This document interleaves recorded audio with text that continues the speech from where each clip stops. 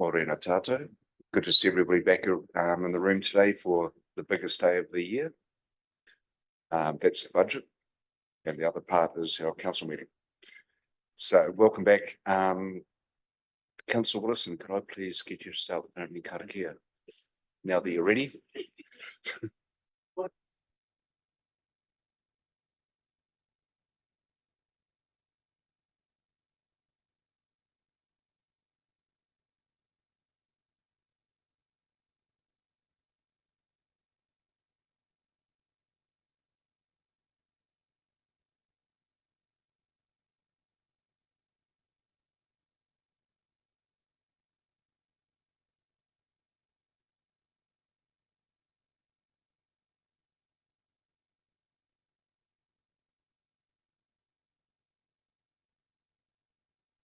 Thank you, Councillor. As mentioned, we're reconvening the meeting from the other day. I'd like to welcome Councillor Prendergast on screen, and I'd like to welcome Anne for the work and just compliment you already for the work you've already done and the presentation of the submissions and all that. So thank you. Today we do have some apologies, and the apologies are Peter Coventry, Kat Merriman Brown, Tori Muller, and Hanga Few, and I'd like and Councillor Steve Hughes. Thank you. Joe, you're an early leaver in today's meeting, 3:30. Yes, okay. So if those apologies can be, I'll move they be accepted. Second to Councillor Johnson. In favour. Carried. Thank you. Sorry, Kathy. I'm an early leaver too. I'm sorry, about 3:30 as well. Yeah, thank you. We'll endeavour to get things finished by then. That would be the plan. But thank you. Also accept that apology. In terms of conflicts of interest, we mentioned those at the start of the meeting the other day, and when we're discussing the rural water scheme fees for Te Hirawa, both myself and my deputy mayor will excuse ourselves from that conversation, and Councillor Christensen will chair the meeting during that process. Right, I'd like to move on to item 5, which is deliberation. I just want to point about that because I'm withdrawing my conflict of interest. So I've done some legal research, and I'm not financially going to gather from either submit a 17 or 29, and neither are they. They're just on committees, and so I don't see I haven't got a financial gain in it, and they haven't either. So I'd like to still be part of the discussion. I'll let Tony talk to that, yes. Through you, Worship. Okay, so you would have all done the conflicts of interest module as part of your induction process into your roles in local government. And in doing those modules that the Office of the Auditor General puts out, you'll notice that there's 2 categories of interest. One is clear, and it's pecuniary interest. That's where you or maybe a member of your close family stand to gain financially from you partaking in a decision-making process around this table.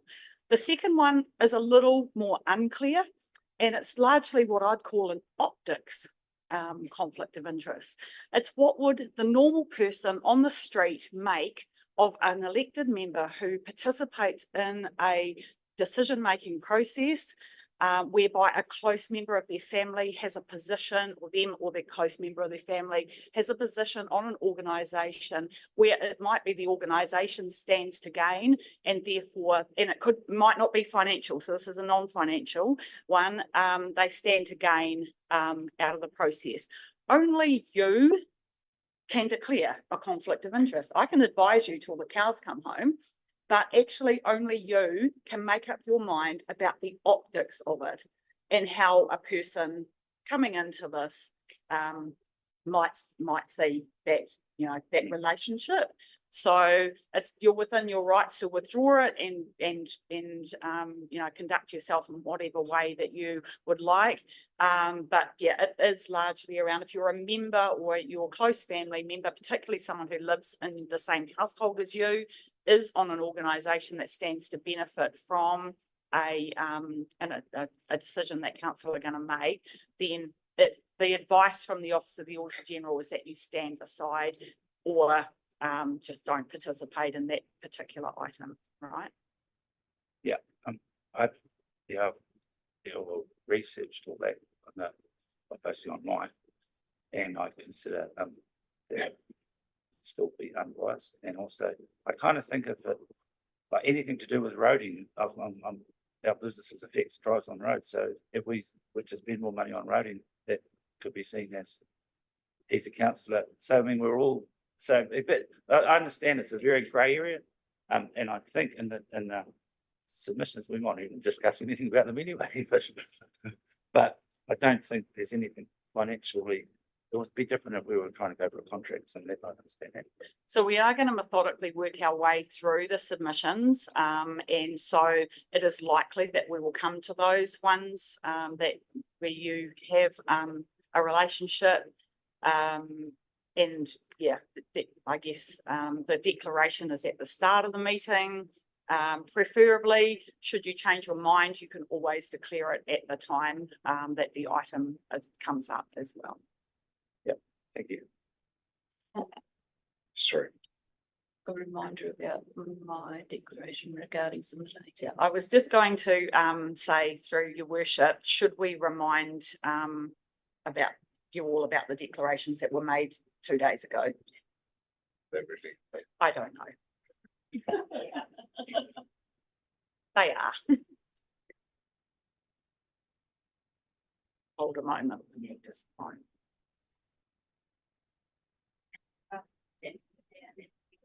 Sorry.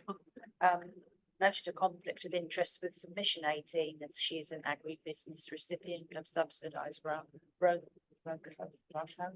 from the Waipara area now attachment group. She also noted a pecuniary interest with item 6 on the agenda for Thursday as a user of the Te Hiroa Rural Water Scheme, and that she would leave the room when that item is discussed. Councillor Dow declared a perceived conflict of interest with the submissions involving the Ōtorohanga District Development Board. Councillor Christensen also declared an interest in relation to submissions by the Ōtorohanga District Development Board. Mayor Max Baxter declared an interest in item 6 on the agenda for Thursday as a user of the Te Hiroa Rural Water Scheme. Councillor Johnson declared an interest in the Federated Farmers submission, being a financial member of that organisation. Thanks, Kip. And for me, with the Te Hiroa Water Scheme, we actually don't usually water with members of the scheme. I pay a charge, but I don't actually use any water, so the meter rate doesn't actually affect me. Anyway, moving on. So Councillor Prendergast has got her hand up. Oh, sorry, councillor. Just to declare that I'm also a member of the Arahina Water Scheme and a financial member of Federated Farmers. Thank you. Thank you. Okay, moving on to item 5, deliberation of the Ōtorohanga District Economic Wellbeing Strategy, page 270, councillors, and over to you, Nadia. Thank you, Your Worship. Kia ora, elected members.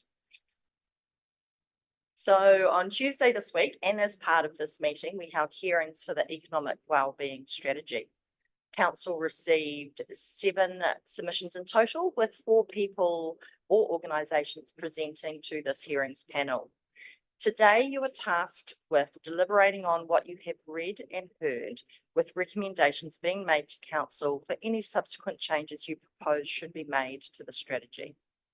To help guide you through this process, we produced a submission summary report, and this was circulated to you yesterday. It was uploaded to our website and it is tabled today. The report is a summary of both the written and verbal submissions grouped by sections of the strategy. Alongside the submitter's summary is a staff recommendation as to what our response to those submitters could be. Some of those recommended responses note an amendment to the strategy, and I'll be seeking your feedback, particularly to those points as we go through the report. Board members, you have a paper copy in front of you. You'll find in the back a fold-out sheet where you can look at the submitted numbers and names as you go through the report. Councillors, you have it on screen, and to help you along, just a single sheet printed off of submitted numbers and names. Once we've gone through the submissions, there is a recommendation in the agenda deliberation report. So that's the one in this document, lots of reports. And there are also some drafted recommendations for amendments to the strategy based on the submission summary report. and those are printed off in front of you, but again, that will be up to you as we go through.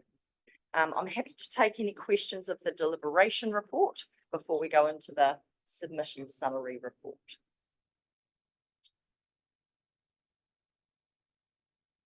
Looks good. Okay. It's worth noting that before we begin, that a number of our submitters' suggestions will form part of the next stage of the implementation of the plan, post its adoption on the 25th of June. And they tend to dive a bit deeper than what this high-level strategy does. So let's get cracking on this one. All right. Ooh, apologies. In the very front, there's just a brief overview of the numbers of submitters that agreed, didn't, or otherwise with specific questions. And so we'll start on page 2, which is the section on vision. And I'm not going to read them out to you. I trust that you can do that as we go along, or that you're right. Just checking that everyone's got the, Right. yeah, got Yeah. everyone right, got the right document in front of you. Cool.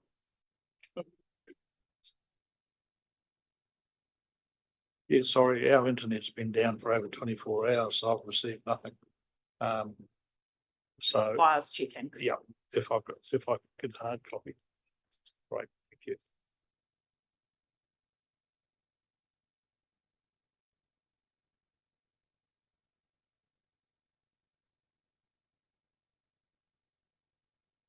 Sonia, thank you. Lovely.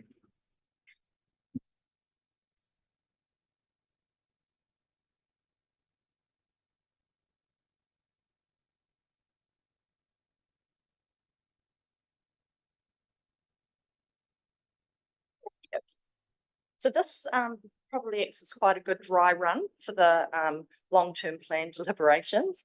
Smaller document, a little bit simpler, but the same process will take place. Right, so starting on page 2 with the vision. And I'm just going to read them out by submission number. And if you have anything that you would like to add to it or have any questions or comments, please let me know. Submitted number 1. Submitted number 2. Submitted number 5.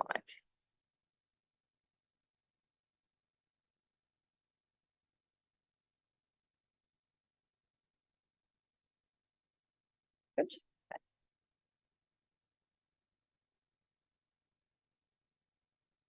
Moving on to page number 4. How's that gone to 4?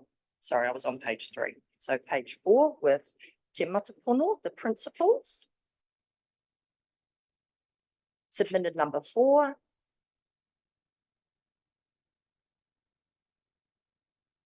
And submitted number 5.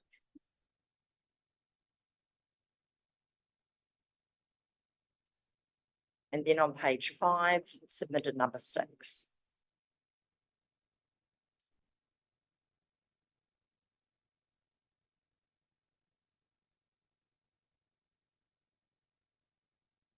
Through you, Your Worship, I'm happy to take advice whether you'd like me to go faster or slower.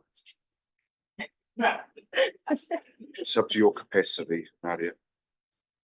I don't want to rush those that have That's- yet to read it. I'm a reading as we Yeah. go. Yeah. So I think we just, yeah. Slow down. Just Give people.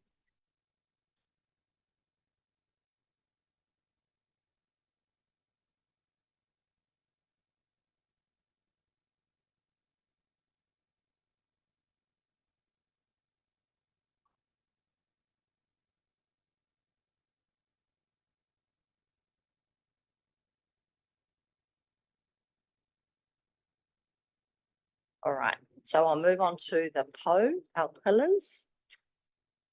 The first one, submitted number 1, is one of the first indications of a change that I recommend we make to the strategy. So what we've got there is that we'll inform the submitter that their suggestion will be incorporated by making explicit reference in the skills and education PO to scholarships and sponsorships alongside the reference to apprenticeships.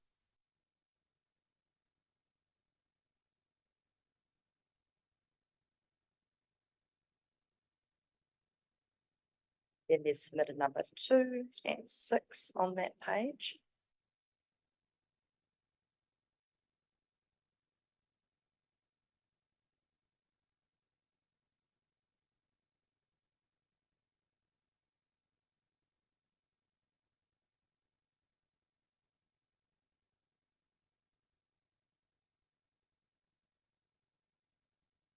And then on page 7, if you're ready, we'll get into the challenges.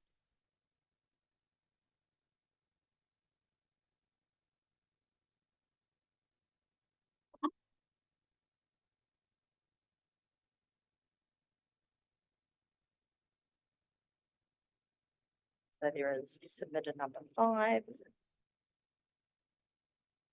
2 and 6.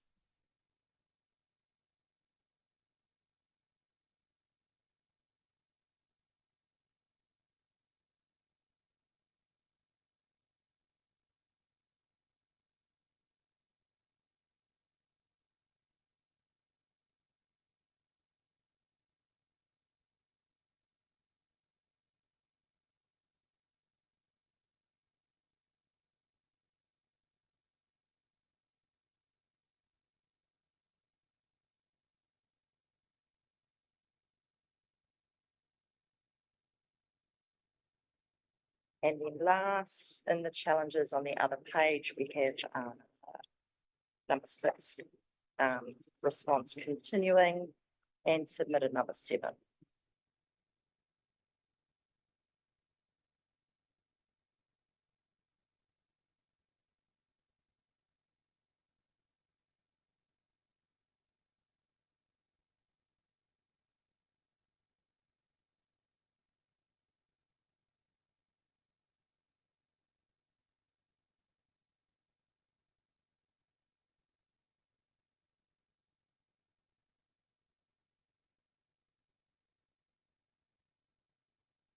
Then in the second to last section for the strategy are the actions. This is on page 9.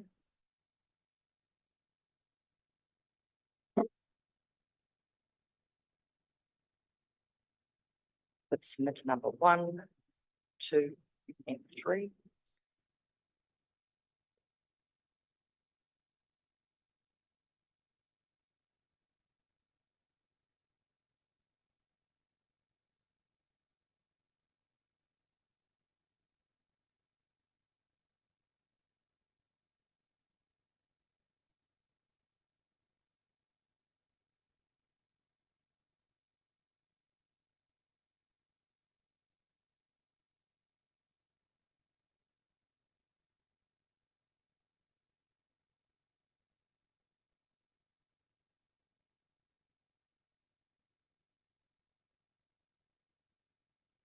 On the following page with submitted number 5, so this is on page 10.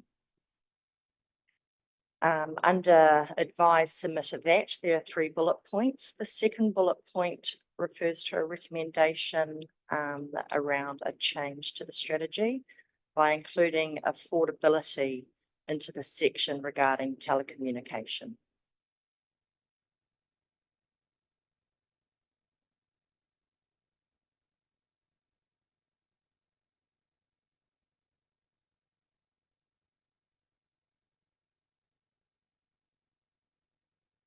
Still on page 10, there's submitted 6 and 7, which carries on to the top of page 11.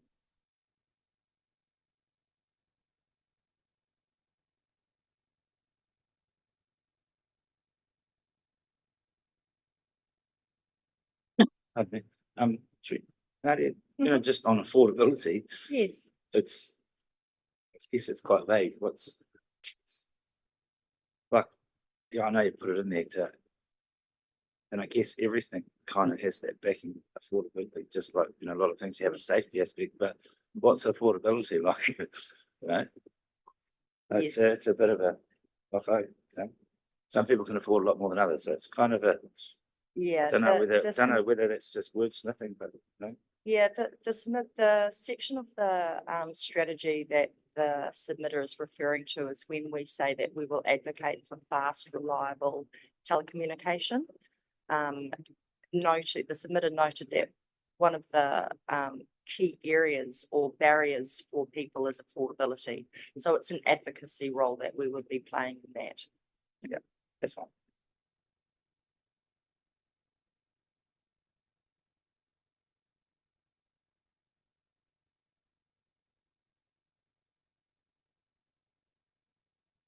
And then on page 11, there are some general comments that we've captured.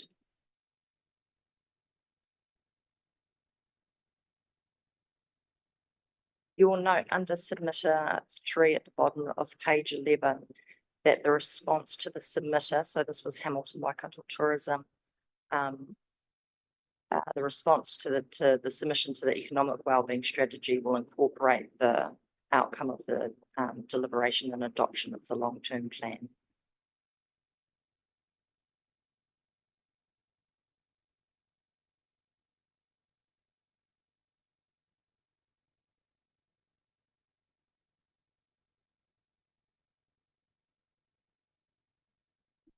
On page 12, under submission 4, on the fifth paragraph is the last of the recommended amendments I'd like to suggest, where it says advise the submitter that we will amend the high level action in strong towns and strong rural communities to include new residents.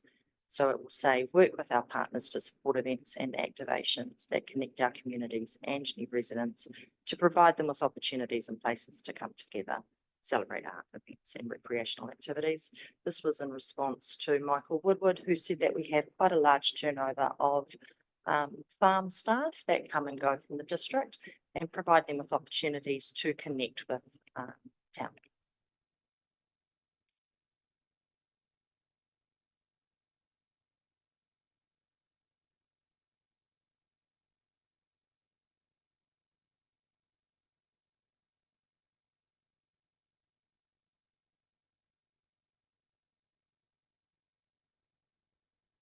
I'm happy to take any questions or comments if you think that I have perhaps not captured some of the suggestions, or you think something else should be amended in the strategy itself.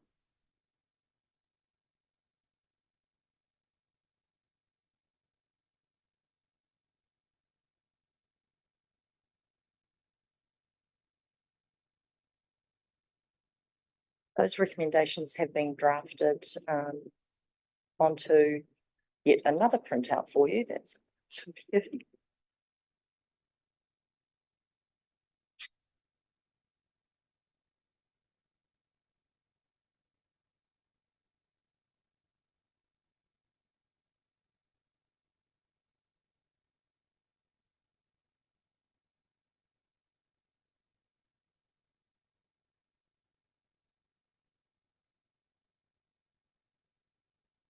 Any comments, anybody, Nadia? We're all very happy with the work that Nadia and Anne have done to get us to this point.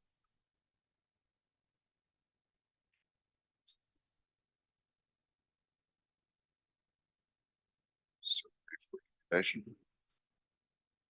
Thank you. So we have a staff recommendation in front of us that the Ōtorohanga District Council Hearing Panel, A, receive the submissions on the Ōtorohanga District Economic Wellbeing Strategy, B, receive the hearing summary report, C, recommend having considered and deliberated on the submissions received to Ōtorohanga District Council that the following changes be made to the draft Economic Wellbeing Strategy, which is 1, make explicit reference to scholarships and sponsorships alongside the reference to apprenticeships in the Skills and Education Code. 2, incorporate affordability into the relevant telecommunications actions section under PO infrastructure planning and our environment. 3, make explicit reference to new residents and the relevant connecting our communities action in PO strong towns and strong rural communities. I'd like to move that. Do we have a seconder? Seconder Councillor Williams, all in favour? Against? Carried. Thank you, Thank Your you. Worship. Next steps is the amended strategy will come before Council on the 25th of June for adoption. Awesome, thank you.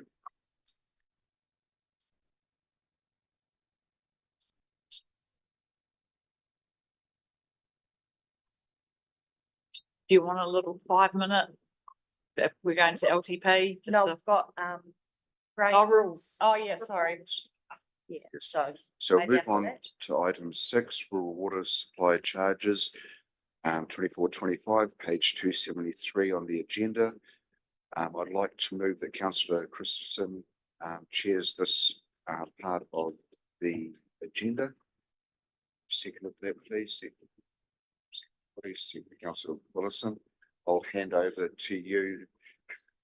Hand over to you, Councillor Christensen. Thank you.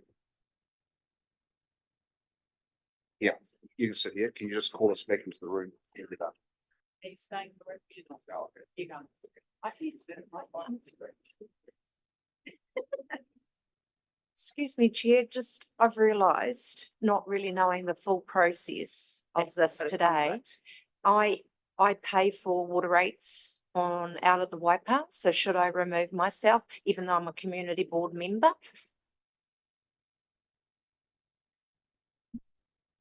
Yeah, if you're a member of a scheme that we are discussing today, it's better that you declare that interest and then you can decide what you want to do about I was a that. little bit confused about my position in the sense of community board, because I didn't know if I was voting or not, Yeah. because is it just the councillors that are voting?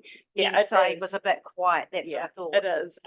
And so I think what we've said in our little table of boards and councillor roles is that boards are able to have input. Yeah, and have discussion, but not make the final decision. So I'd say the risk for you is lower because you are not part of the final decision-making process. So I can sit here and, okay, Yeah. thank you for clarifying that. Cool. So, item 6, rural water supply charges, and I'll hand over to Graham Bunn. Yeah, thanks, Madam Chair. So this report is to recommend to council proposed water supply charges for our 4 rural water schemes of Te Aroha, Waipa, Arahina and Ranganui. So once approved, they would then form part of our long-term plan, funding impact statement, and also be included in our rates resolution that we would adopt in June. So the 4 rural water supplies met in early May to discuss their forward works program, and they also make some recommendations in terms of where they think their charges need to be for the following financial year. So I'll go through each of them individually, as they're all a little bit different. So in terms of Waipa and Arahina, both the schemes, they're recommended that they increase their charges, both their cubic rate and their fixed meter charge, and that was going to meet the proposed revenue that was included for next year in the long-term plan. In the case of Ranganui, they have a surplus. They left their charges the same, which will carry on for next year.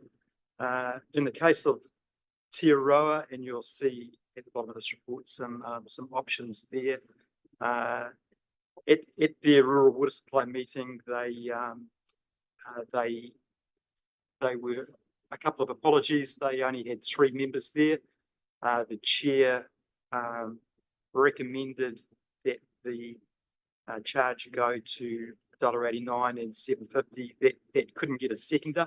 Then there was another, another motion to increase the charge to $1.75, as you'll see at the bottom of this report with the recommendations from the rural supply committees. So, in light of that, if that was to be recommended, the Te Aroha water account was going to go further into deficit, and so the recommendation from staff is that they increase it to $1.89 and $7.50 per metre to meet the income that's required for the next financial year. Happy to take any questions. Thanks, Graham. Has anyone got any questions around that? Like what the scheme want to pay and what staff are recommending to get them out of their deficit? Yeah, through you, Chair. Yeah, what's the gap between what's recommended and what they want? Yeah, thanks, Jeffrey. So at the bottom, you'll see, I think they were going to say $1.75. It was probably, I didn't get that spreadsheet out, but if I remember, it was about $20,000, $25,000 in terms of total revenue.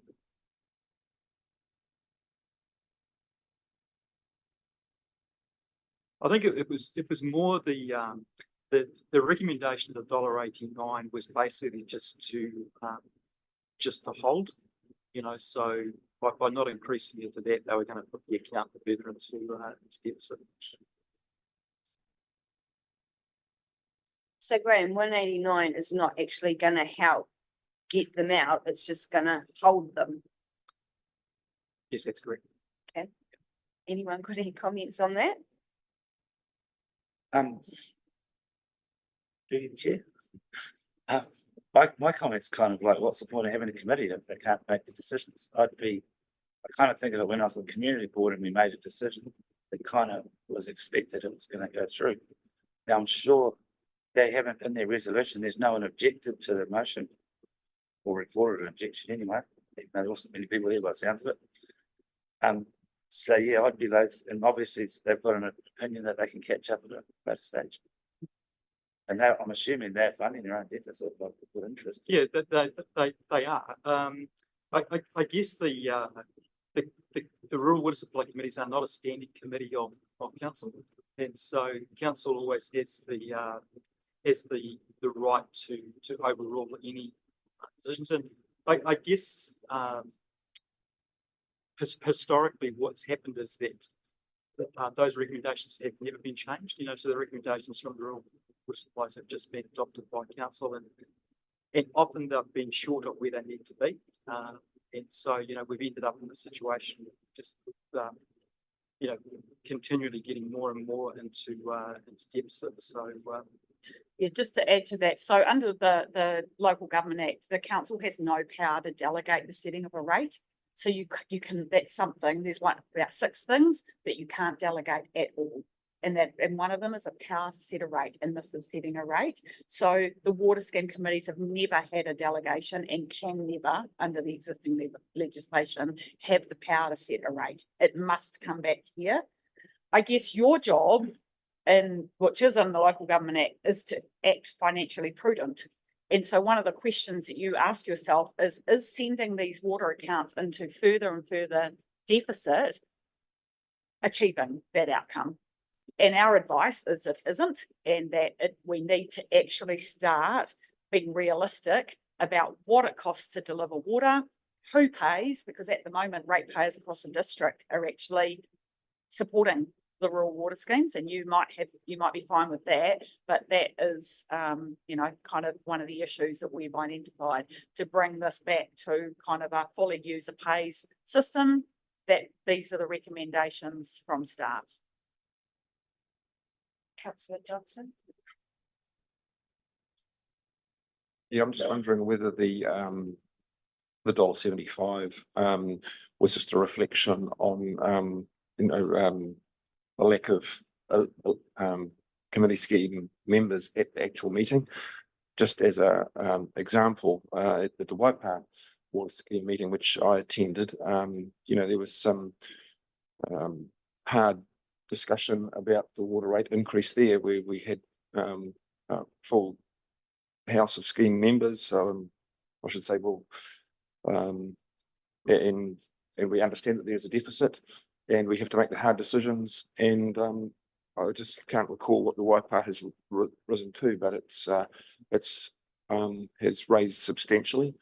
And I think that with a bigger quorum, if you like, at the Ōtorohanga water scheme, that the recommendation from them might have been different.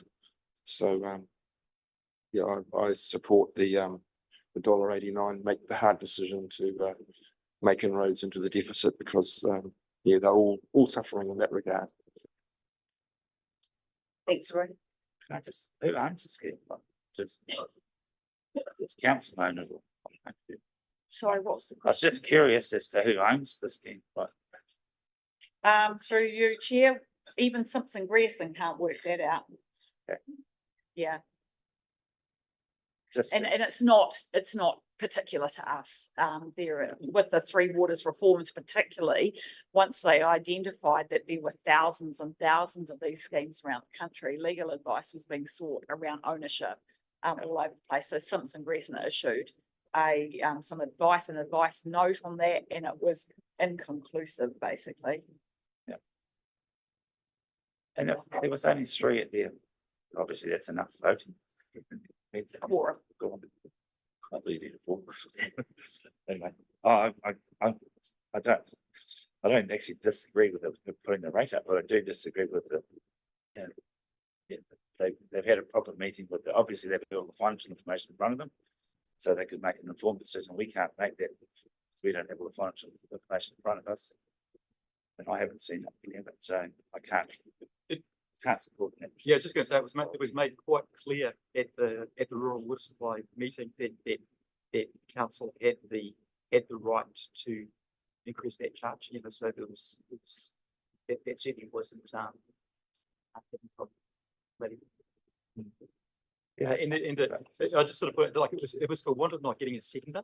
You know, so the chair, he put the proposal to increase it to $1.89, but couldn't get a second because there was only 3 people.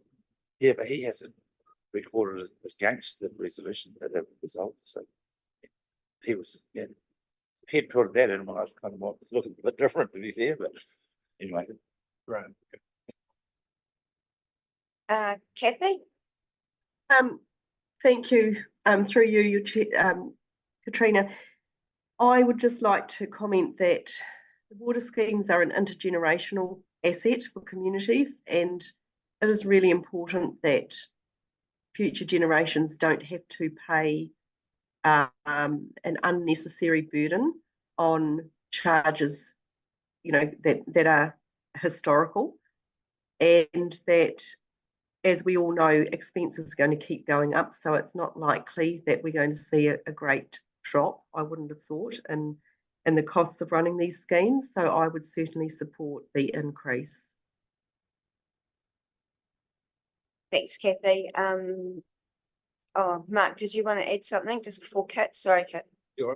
Yeah, just to clarify and back further from what Graham said. So I think pulls those rules meetings together, and the chairman of the TRR scheme did want his objection known, and it is recorded in the scheme committee minutes around the reducing to $1.70. So it may not be in this report, but it's recorded in the minutes. And Mark, you also rang the Yep, chair and said that the staff recommendation was going to be different from what the committee had resolved, and that he was to advise the members. Is that correct? Correct. So I spoke to him last week and advised him that council would be taking, staff would be taking the report to council recommending $1.89. It's fully aware of. Awesome. Thanks, Mark. Kit? Yeah, thanks, Chair. Chair lady. The difference between those two is 14 cents, which is about an 8% difference. But without going back through the fees and charges document, what are they paying at the moment? Can you tell me that? Yeah, I think was it $1.55? $1.55. So we're going from $1.55 up to $1.89. Okay, so that's 34 cents. Yeah, that's yeah, that is a bit of an increase, but look, I think it'd be fair to say that that the costs of supplying water are just increasing all the time, and we don't know at this stage the true costs associated with water going forward. So I think from a prudency point of view, I think we'd be perhaps a little bit short-sighted not to go with $1.89. That's my view. Yep, because it's only, in my view, it's only going to get worse. Yep.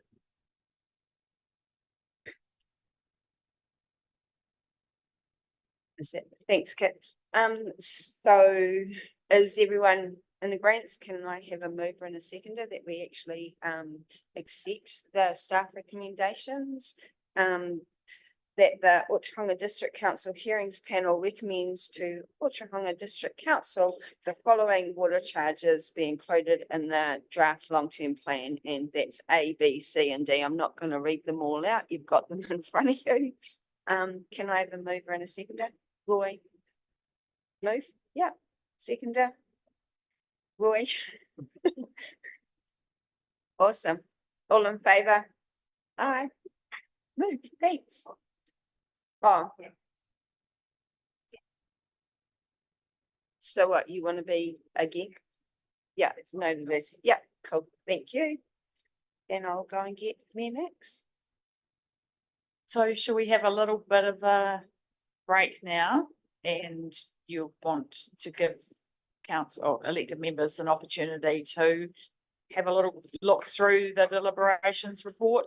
Yes, thank you. I think so, considering that one or more elected members weren't able to access the submission summary report yesterday, that perhaps a 10 or 15-minute break might provide that Yeah, so opportunity. This document here. Everyone got a copy? There's a spare one up here if anyone needs it.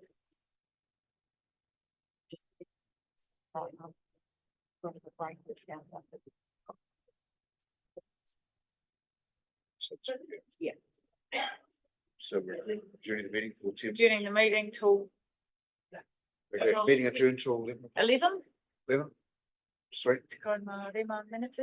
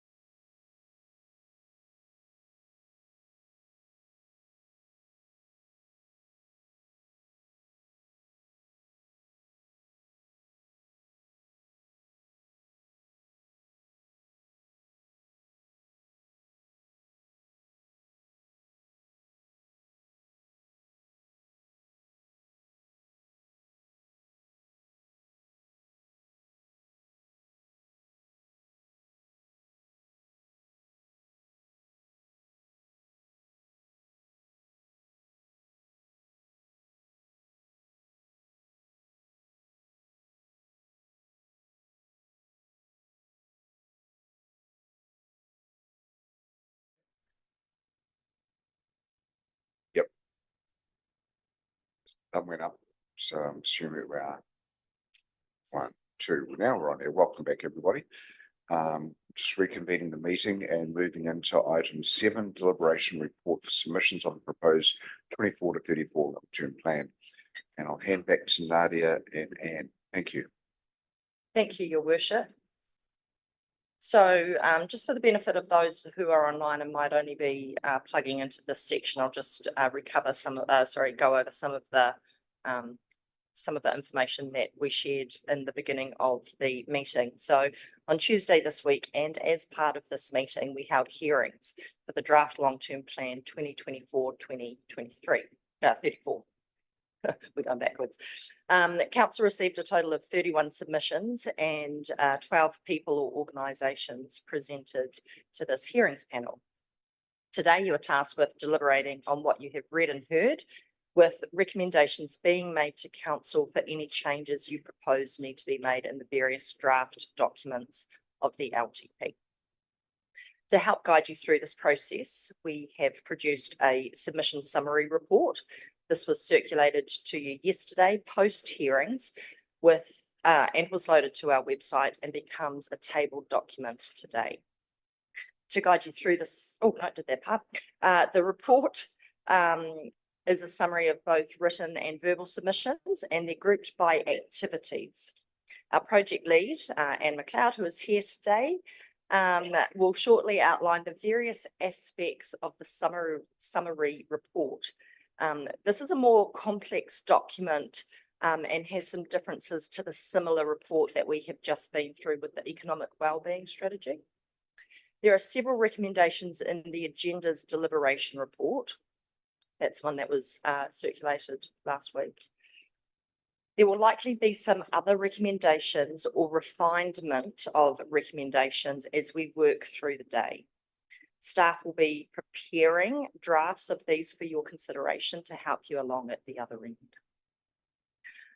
There were some questions around the roles of mayor and councillors and of community board members today. So I'm just going to go over those so that everyone's clear. And if you're not, you have an opportunity to ask some questions. So we're in the deliberations phase of the whole process. For mayor and councillors, that's considering the draft long-term plan and formally resolving any amendments required prior to its final adoption, and that's on the 25th of June. So the recommendations at the end need to be from mayor and councillors. Community board members, your role is to provide verbal input into the discussion, but not in resolving the decisions. So that means not moving or seconding. And when it comes time to adoption, that's for councillors.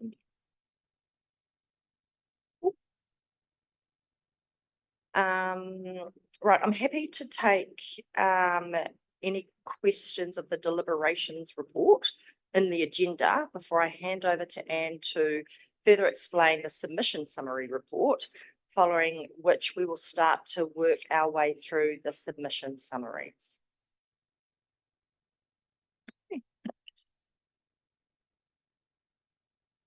Thanks very much, Nadia, and kia ora koutou, Mayor and councillors. It's very nice to be here in person and not be an avatar on your screen, although I am finding it a bit freaky, you know, with the various screens and seeing myself in a range of ways.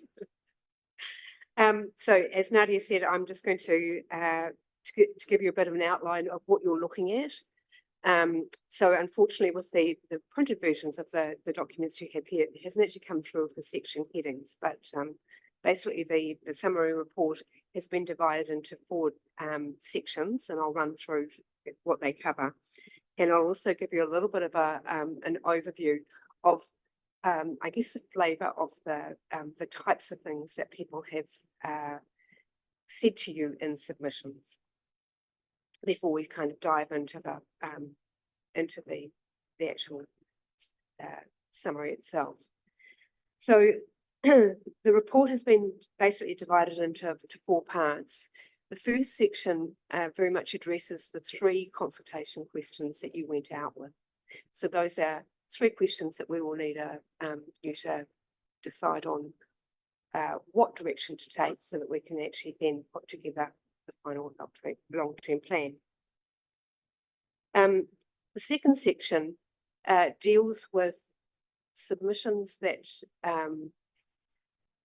largely relate to your activities and things that were in the statements of service performance and any other sort of general points that people were raising in relation to the consultation document and or the statements of service performance. So it's been very much divided up by topic. The third section covers those matters that you were concurrently consulting on. So you had the two remissions policies out for consultation.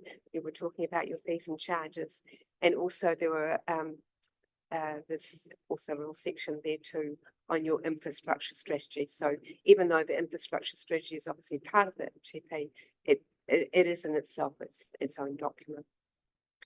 And then the final section deals with other matters. So things that came up that we couldn't necessarily link directly to a specific part of either your consultation document, your statements of service performance, or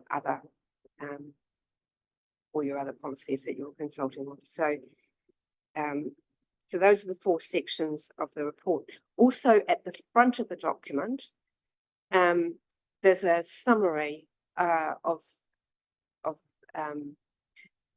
people's responses to the consultation questions.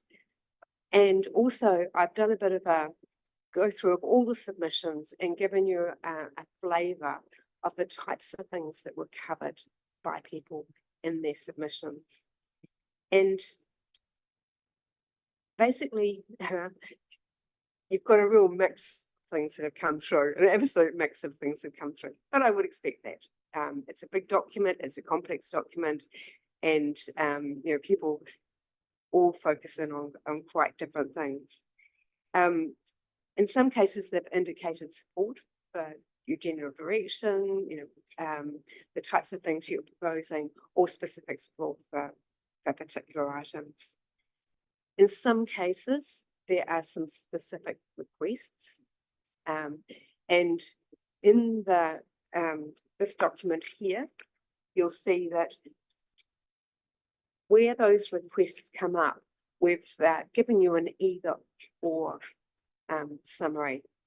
So the way that we've structured this report is that these effectively these little summaries can be lifted out as your comments back to the submitter, because I think it's important to acknowledge the work that they have done in looking at your documents and being part of the process. So it's a response back to them. And in those cases, you will need to give an answer on what they've actually asked or requested of you. So there's some either ors through there. There's quite a lot of advice on how you might go about structuring or doing your work. And you'll see that there's quite a lot of things that you are in fact doing that people are saying that's a good thing to do. So that's we've provided some commentary back on that. And in some cases, people have sought clarification on particular issues. Now, when we went through this, we've been through the written submissions, but also we've added to that with any additional information that came through the hearing processes. So that's been added into that document. So with when we go through the summary, I think it's very good to be able to get an indication on the either ors about what you'd like to do with those, but we'll circle back to those things at the end, because they are effectively forming some of the decisions in terms of doing this document. So that's the basic structure. Oh, and yes, of course, you have your little pull-out section at the back. So if you want to see who's which submitter is number 27 or whatever, you have an easy reference there so that you can just do a kind of a check on that as you go through. The other point I would make too is that, yes, we might have had 31 submissions, but the number of submission points is actually, you know, there's a high number of them there too. And this is grouped by submission points. So, whereas when you went through the hearing process, you were dealing submission by submission. Here it's topic by topic. So unless there's any questions on that, any comments that people want to make, any clarification on the report itself, take those now, and if not, I'll hand back to Nadia to take us through the sections of the report. Thank you, Anne. Thanks for that overview. It all looks good. I suppose the proof will be at the pudding when we get to the end of it. Okay. So you can stay. Yeah. Over to you, Nadia. Thank you. Thank you, Your Worship. One other thing that I forgot to mention in the introduction is you may have noticed in the deliberation report, so that's the report that's in the agenda, is that there were several other comments or sections from staff around things that have arisen since the consultation document went out. So once we go through the submission summary report, we will also circle back to those because there's a little bit more information that we can provide you. So the idea is that we'll run through this very similarly to the way that we did this with the economic wellbeing strategy. We're not going to read the submissions or our responses to you, but I will go a little bit slower and give you an opportunity to scan over what you've read already, any comments that you've made. If you think I'm going too slow or too fast, please let me know.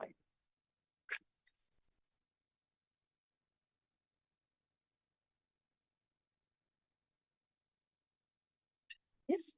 Yes. So page 7, funding depreciation. This was one of our one of the 3 consultation items. And on this page, there is submitter 17, 27, and 29.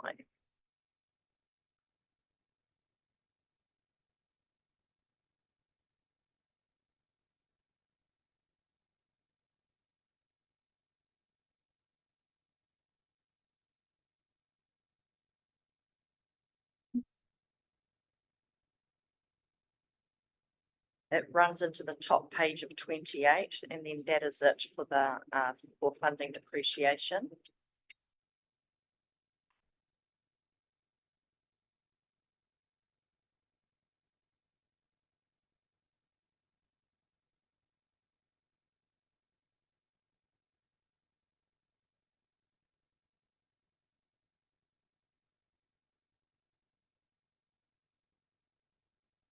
Would you like to have any discussion on this item at the moment?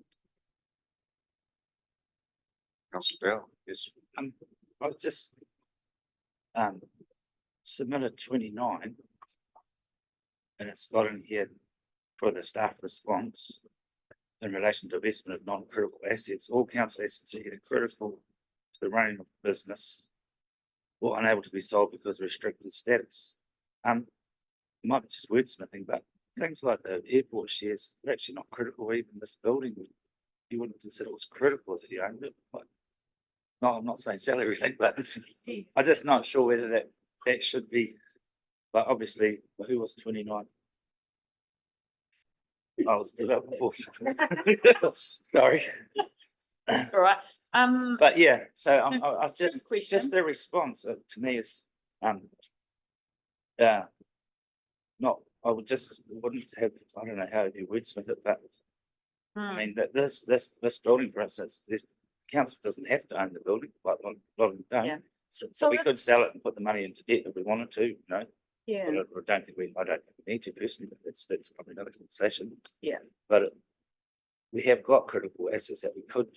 Yeah, sell, so we do have what are called strategic assets, which are listed in our long-term plan, I think, still. And so we could make the distinction between those and other assets. And maybe the wordsmithing is around these, at this point in time, these assets have been deemed, I don't know, might be important or to the running of the council. However, they could, they could be considered, because you're right, some could be sold.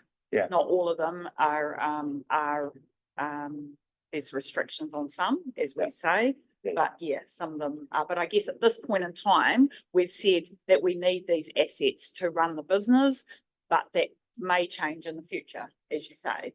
So it's leaving that kind of open. Yeah, But is that what you mean? Yeah, well, yeah, that's, just more, just a bit, Yeah. But to me, it's just not quite correct, that's all I'm saying. And thank you for making those comments, councillor. So one of the things that will happen with this is that we will tweak the wordsmith. I mean, this is your response back to the submitter, and this will come back to you because you'll adopt this final report just before you adopt the long-term plan on the 25th of June. So thank you for your comments. We'll take those on board and do a bit of wordsmithing accordingly. Jamie, is there a question? Yes, thank you, Thank you. Mayor.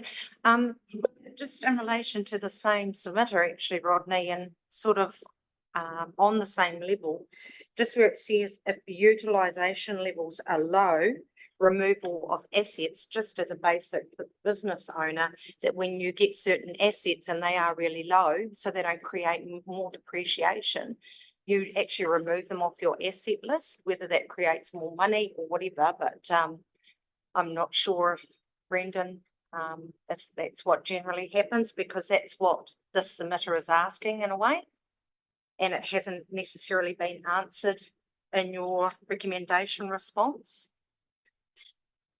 Yeah, so I guess the bulk of our assets, ignoring things like furniture and fittings and stuff like that, never basically get to having no value because we have to revalue every 3 years under accounting standards. So I guess we don't really take anything off our books unless it's sold or disposed of. Yeah, I guess we could put some words around that as well in that response. Yeah.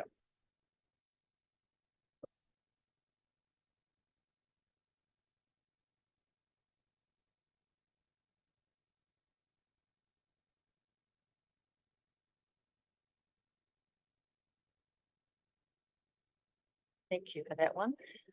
Given that we are talking about, or we're looking at the section on funding depreciation, and this was a consultation item, we have the information in front of you as to the feedback as to whether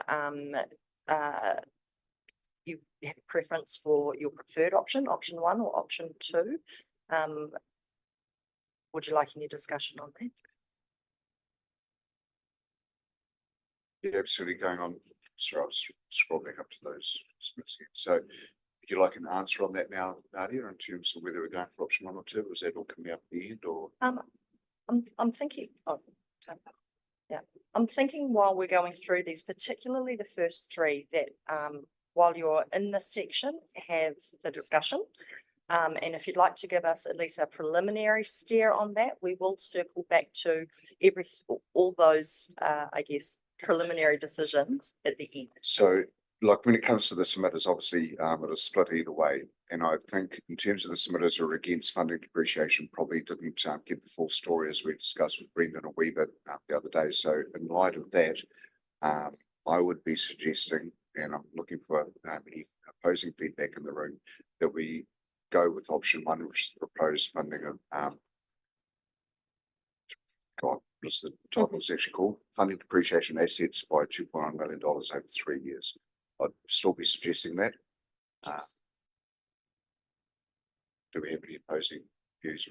I don't have any opposing views, but I'm just wondering if, because we're in a live meeting, that you put some context around what you just said, that maybe those other 5 submitters didn't have the full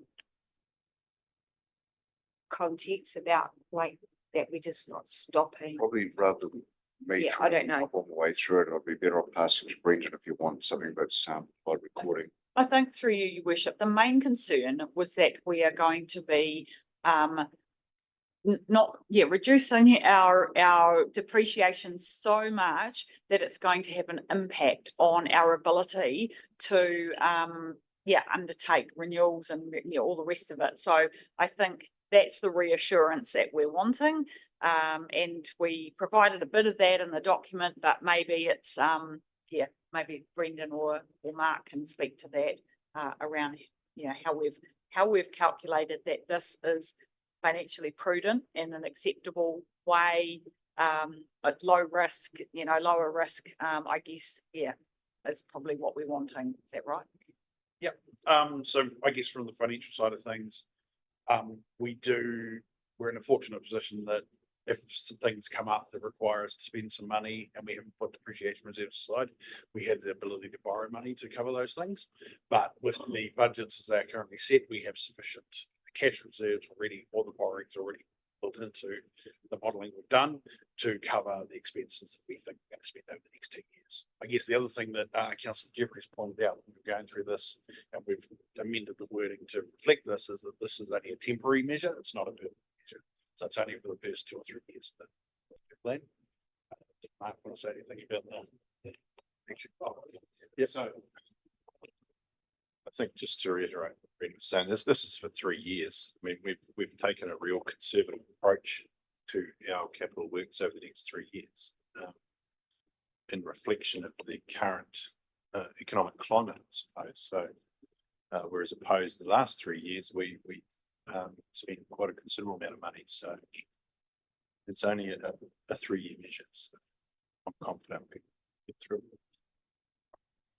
Just the other comment that I'd make as well is that we revalue our assets every 3 years. So the cost to replace an asset, obviously, in 60 years' time is going to be significantly more than what it is now. So we're catching up on that depreciation every time we revalue, and then adjusting our depreciation expense accordingly. Thank you, Brian. My comments, I think it's quite well wordsmithed, the response that you've got in here. That's me. Thank you. Sorry, you've got, sorry. Just one quick one. If this is a reduction just for a period of 3 years, is there an opportunity within that 3-year period to reassess things? So where's the opportunity? Yep, through the annual plan. Okay, thank you. Got directionally. Thanks, Nadia. So we are moving on to page 9, community presence. It's just this one page with submitted 10, 29 and 31.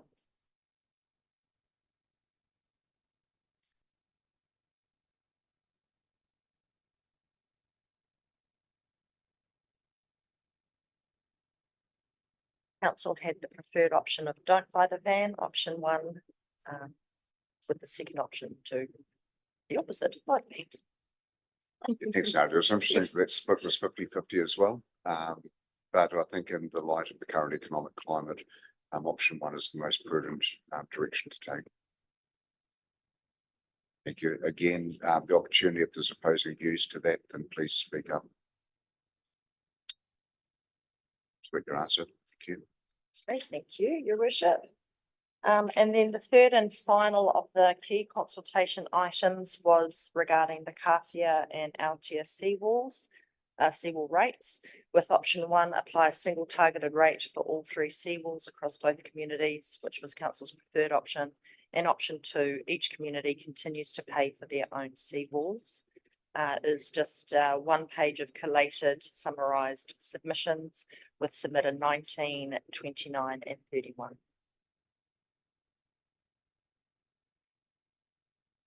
Councillor Jeffries. Yeah, thanks, Your Worship. Yeah, I don't know whether it's appropriate to include it in the reply to the submitter, but I'll suggest it anyway. Is that Submitted number in particular, sorry, Councillor? Submitted 19, 29, 31. All of them, right? Sorry? Sorry, all of them. All of them, yeah. Yeah, what's been proposed is essentially a quid pro quo arrangement. So what we're saying here is that there may not be some direct benefit to say Kāwhia in the first 2 or 3 years, but there will be in years to follow. So I just wondered whether that last sentence saying widening the rating base shares a cost, which is technically correct, But I just wondered whether we could actually widen it a little bit by saying that both Kawhi and Aotea will benefit from the arrangement being a quid pro quo type of arrangement. The other thing I just wondered whether it was appropriate to include, Your Worship, was that if my maths are right, 70% of the submitters actually went with this option. So is it appropriate to include back to the submitters who were perhaps opposed to it, that they were sort of outvoted, or that 70% of those that responded actually want to see this thing happen. So we're going with the majority. Yeah, that's a consideration, councillor, but probably we will reflect are we intending to reflect the weight of across the three of our consultation items when we respond to submitters on each of the three? Is that what we would say? Put a bit of a summary in? Yes, it is on. Okay, thank you. I would be expecting that not only will people get their individual submission, they'll probably get a summary of all of the submissions as well. So a little bit of what's in the front of the document to give a flavour of what other people said in relation to the whole of the exercise that you've just been through. So that's the sort of information you'd include in there. And sorry, will that information have the submitters' names redacted? It will not include the submitted names Good. at all. That's good. Nowhere near. However, don't forget that these are already in the public domain with submitters' names. Yeah. Thank you. I think that's a good answer. So the option that the council was recommending was option 1, that we widen that base, so let's actually go to option 1. A single target race for all 3 seawalls across both communities. That's the preferred option and certainly supported by the submitters. Do we go with that? Do we have any opposing views in the room? Oh, good answer there. Thank you. Thank you, Your Worship. Right. Heading into the first section. So this is the one around the activities that and matters that are largely covered in your statements of service performance and other things that are in the consultation document that people commented on. So, Topic by topic. yeah. So we're in finances and activities. Yes. Sorry, just because forgive us, the headings had dropped off the PDF version, so I've just ripped the contents page out. So, it's renumbered. Right. So this first section is just some general comments, overall comments that were made on the documents. Right. So we're on page 12. There's a summary of support for proposals and the activities just at the top front, which don't have staff recommendations as responses, but towards the bottom of the page there is suggested responses to submitter 1, 17 and 31.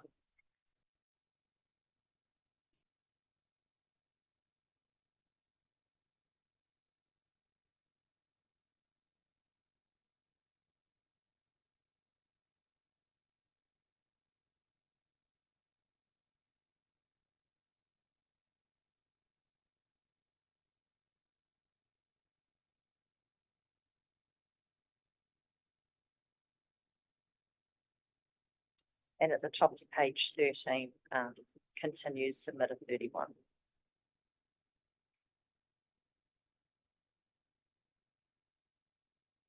Just one question on that top of page 13 through you, Your Worship. When you talk about developing an internal policy and so on, that doesn't preclude opportunity for further input from the community, or does it? That will be done in conjunction with the community. Right. Is the Okay. word internal correct there? Yeah. I just Nadia? wondered. I Sorry. see. Is that what you're asking? Yeah, because Yeah, I that- was going to pick that up yesterday and I thought, oh no, Yeah. maybe I'm thinking something else, but good question. Is it, yeah, is that the right phrase? Phraseology? I think if we take that out, it probably Just a policy. reflects its, Yeah. yeah, Great, thanks. thank you, councillor. Good spot. All right, we can move on to page 14, trusted leadership and partnerships.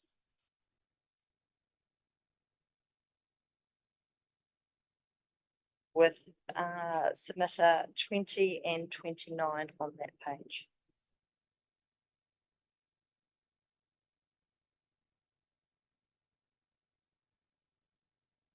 Just one question, your worship, in terms of the Anzac Day, council covering the costs, is it appropriate to include in there, even though the submission came from the Ōtorohanga RSA, is it appropriate to include that we're covering the costs for Ōtorohanga and Kāwhia?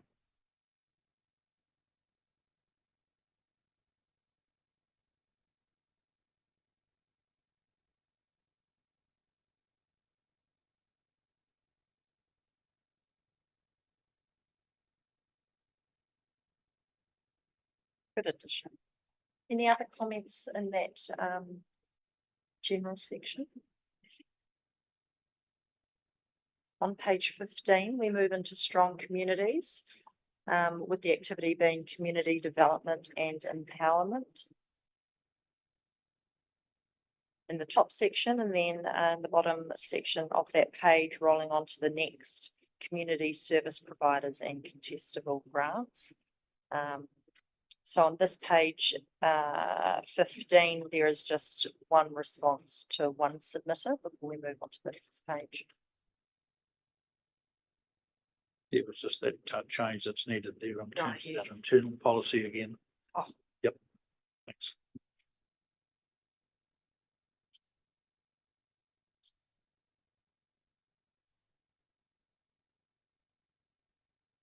And then on page 16, the activity community service providers and contestable grants continues with submitters 16 and 31.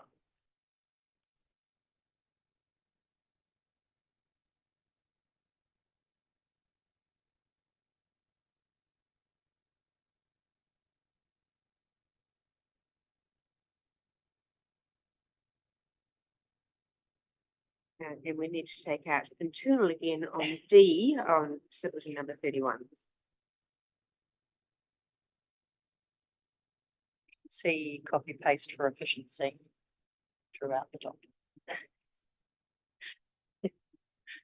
And we'll make sure that we catch the word internal throughout, because I can see it again here. So I've made a note to ensure we check all of the feedback, all right? Just for clarification, we're saying here that we will continue to fund Sport Waikato up to the amount in here. Is that correct? That's correct. And that's the current level. That's Yep. Thank you.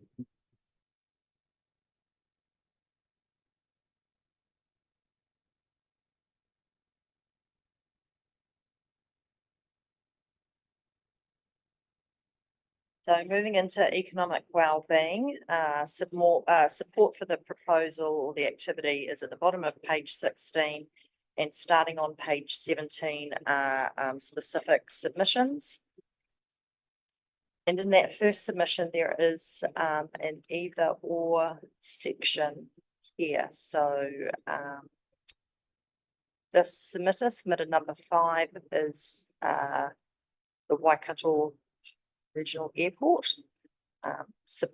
showing support for Hamilton Waikato tourism, both of which presented at hearings on Tuesday. And we had provided 2 potential options for your consideration.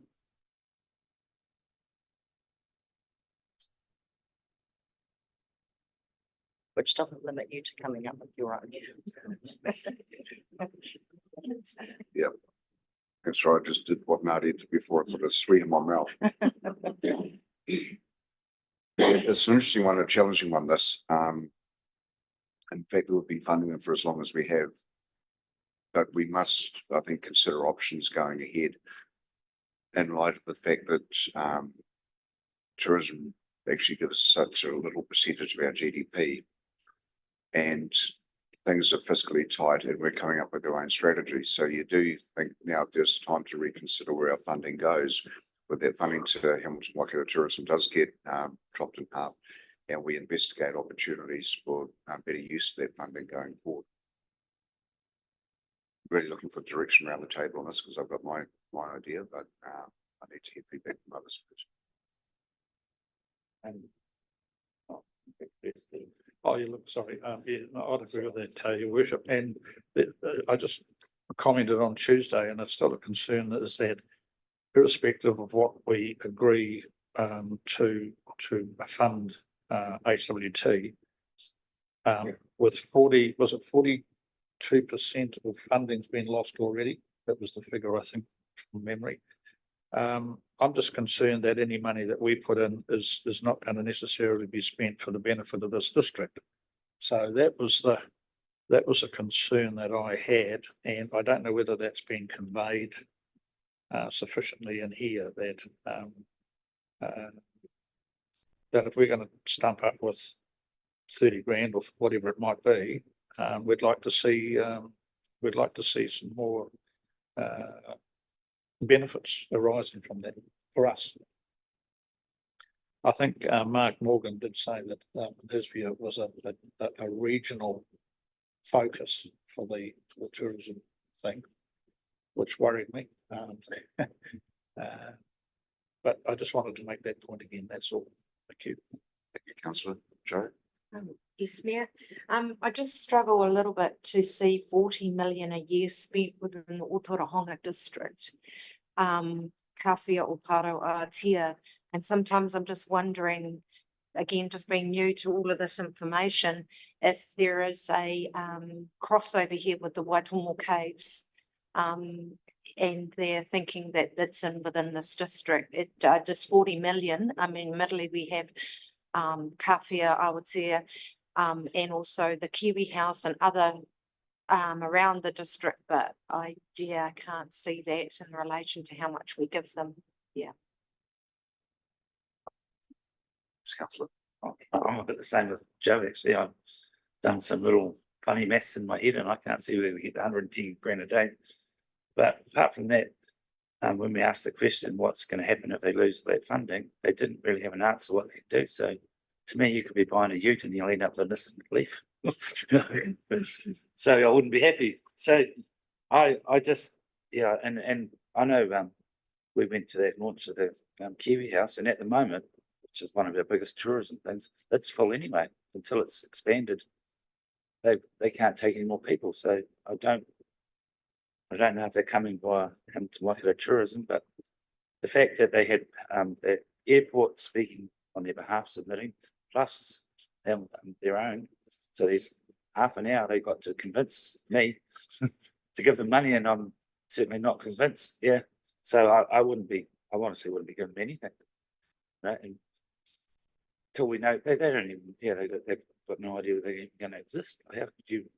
The other thing that thinks back to is when the regional council came and presented their long-term plan, they were talking about a chunk of money to fund regionally, that sort of thing. They when we were at the church that day, I'm sure that they had quite a big chunk of money that they were looking for development regionally. They fund Te Waka $750,000, and now obviously now that Te Waka has folded, I guess the information that I've received through the chief executive is that they're planning to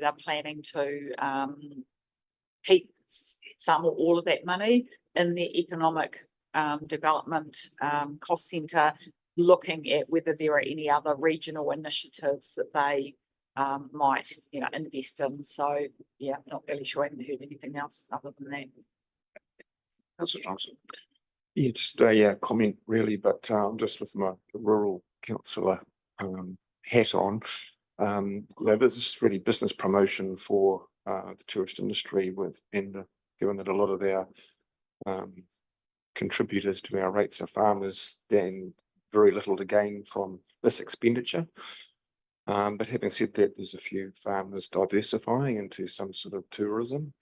But I just think that we should weight those comments on our decision making, because that is a big expense, and we need to see value for the money we get from it.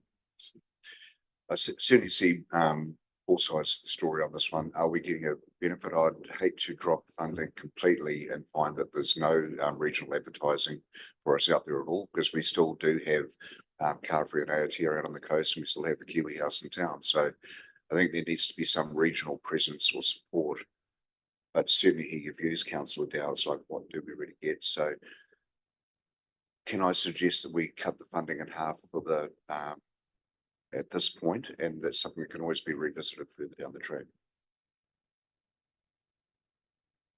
Tanya. So just a part-eye around that, and just to get some clarity. So if we're reducing the funding to half for this, would you like us to keep the remaining money in the Sorry. budget Yes, sorry, for I should have. our own economic Yeah. development initiatives, like delivering our strategy that we just talked about earlier? Is that the direction, or is it take the money out and? Sorry, I should have finished off what I was saying. Yeah, that's all But right. you're absolutely correct. That money to be redirected, that we use that ourselves. We're already budgeted with that full expenditure in there with the LTP at the moment, anyway, so it's not going to change any figures.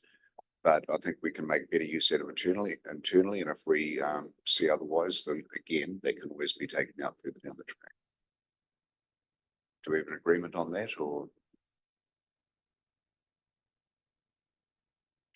Remember, we're circling back to all of these at the end, so you can have time to think about them. We're just sort of trying to get a bit of direction from you at this point, but we'll definitely come back to all of these at the end in case you have further thoughts. So thanks, Tanya. Being mindful of that, can we just put that in there? Oh, sorry, I'm missing somebody. Oh, yeah, sorry, Jeff. Just a quick one.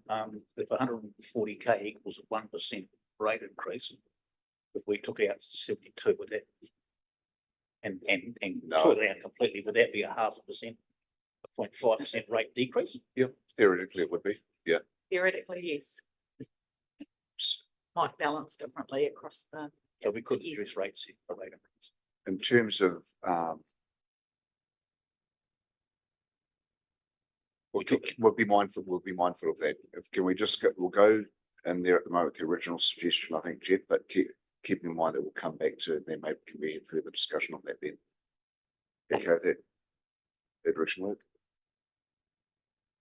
And that consideration can be something that you guys can be mulling through your heads during the rest of the session. Thank you. Thank you, Your Worship, elected members. That wasn't the only submission on that page. There's also submitted number 9 and 15. 15 carries on over into page 18. But essentially those submissions will be the same answer that has been given for whatever happens for number 5. And then on to page 18,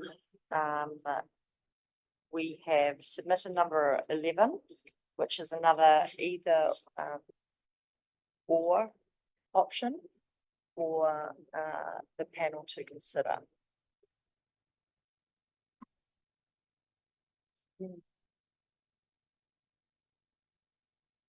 Are there any staff comments to this one? Thank you, Nadia. So just on the second option, which is staff investigating a possible shared service arrangement. So at the moment, the background to that consideration is that Waitonga District Council has a shared service agreement with Waipa District Council for enforcement. So we know that we have an enforcement officer driving through Ōtorohanga every week at least, from Waipa to Waitonga.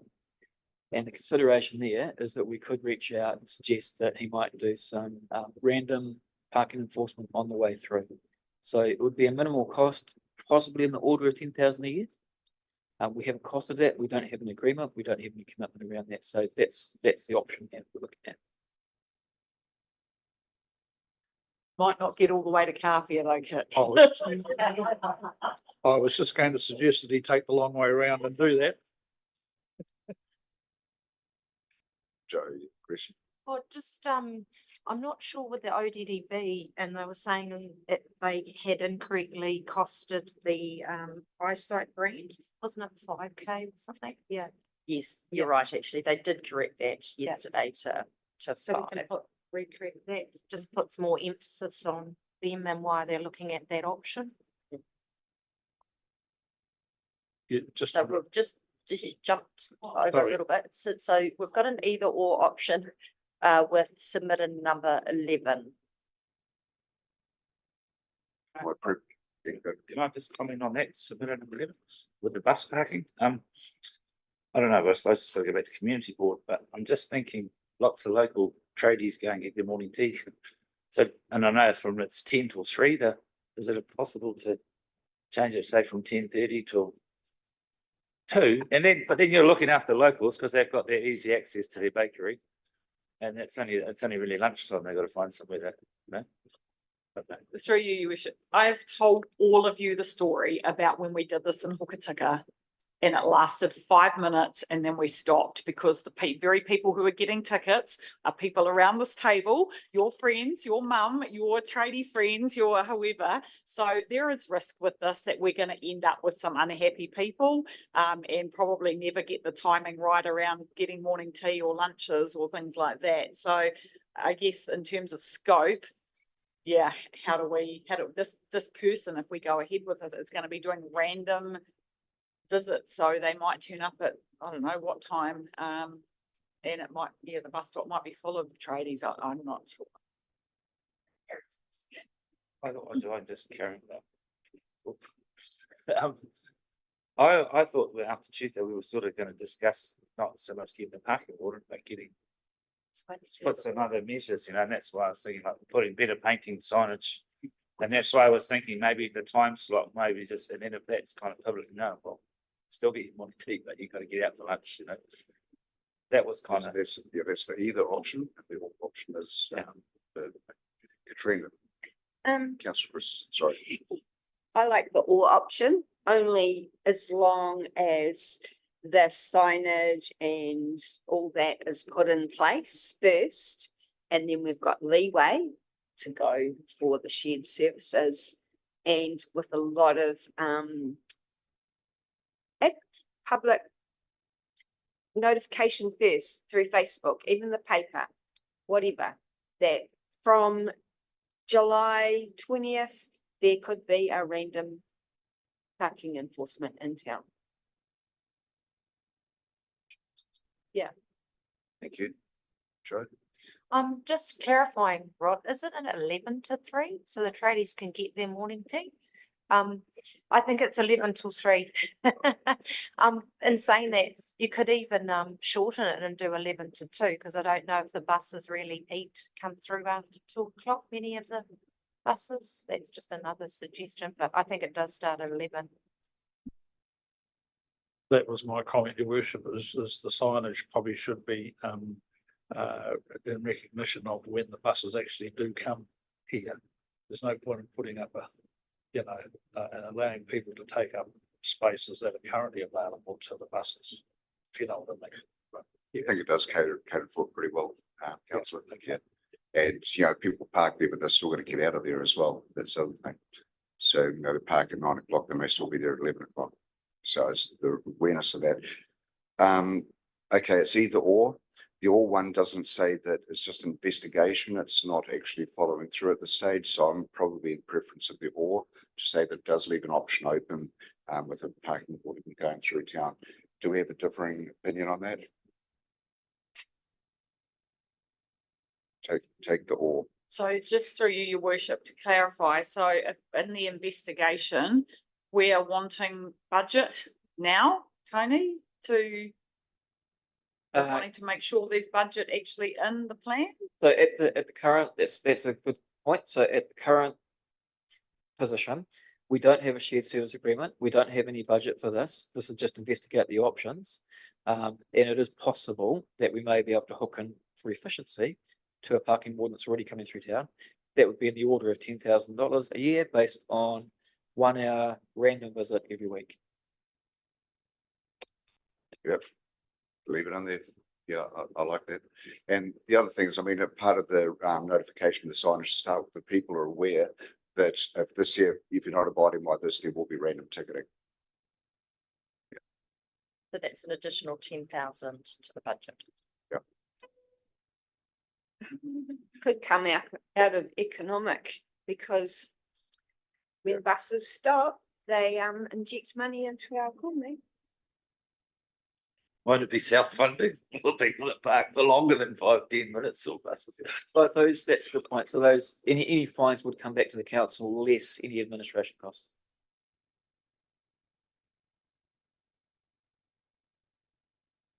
Moving on. Yes, moving on, submission number 29, there's two different boxes there capturing two different topics. And we've taken a note that that 3.5 was clarified in hearings to 5K. Thank you. Board member?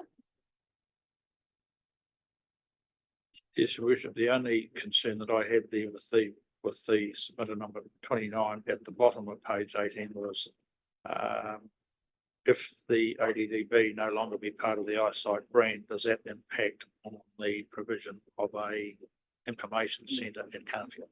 It doesn't. Okay. Sure. Yeah, I had actually written it down. They said 5.5K. On Tuesday. You know, sort of agree with their Councillor Jeffries that that's good about not going with the eyesight brand anymore, but they also said in there they still propose to share their eyesight brand costs and operational costs of community information provision. So there must be some ability to still work within that brand so that we can get Ōtorohanga district out into the nationally or internationally. Is that correct? Or does anybody know, Katrina? I wouldn't say eyesight gets you out internationally. A lot of councils have dropped off their eyesights. I think it's more about having that information centre locally for visitors. And part of their contract with the council is providing the visitor program in Kapia. So that's all in their budgets going forward too.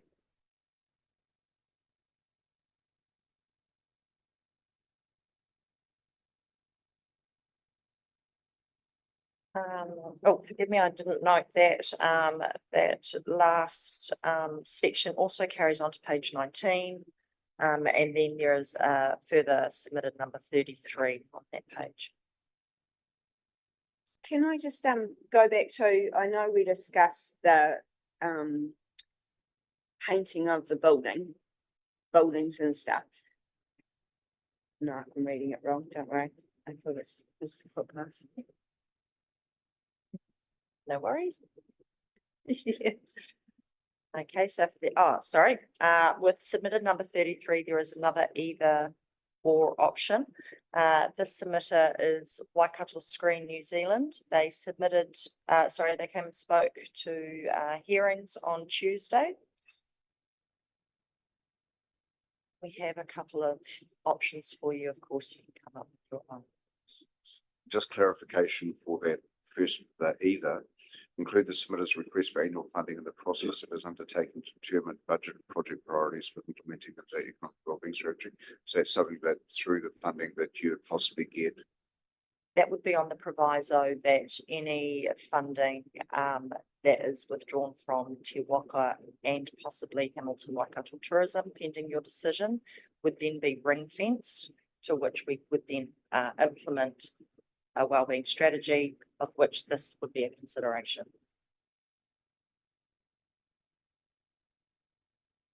So just to clarify, if I may, so if we were to fund them, are we saying that we would be requiring them to provide some sort of an accountability report on an annual basis as to what they've actually done in our district? Absolutely. Good, okay.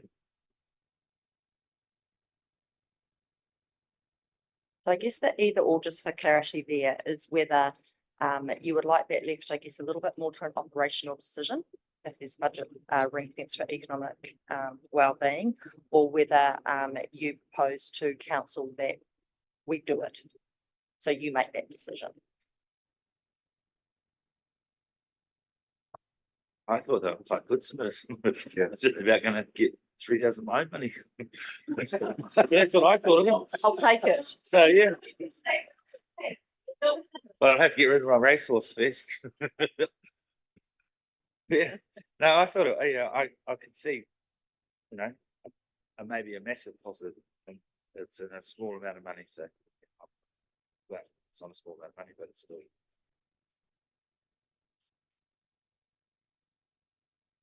Sorry, I missed the corridor here. I was typing up the enforcement recommendation.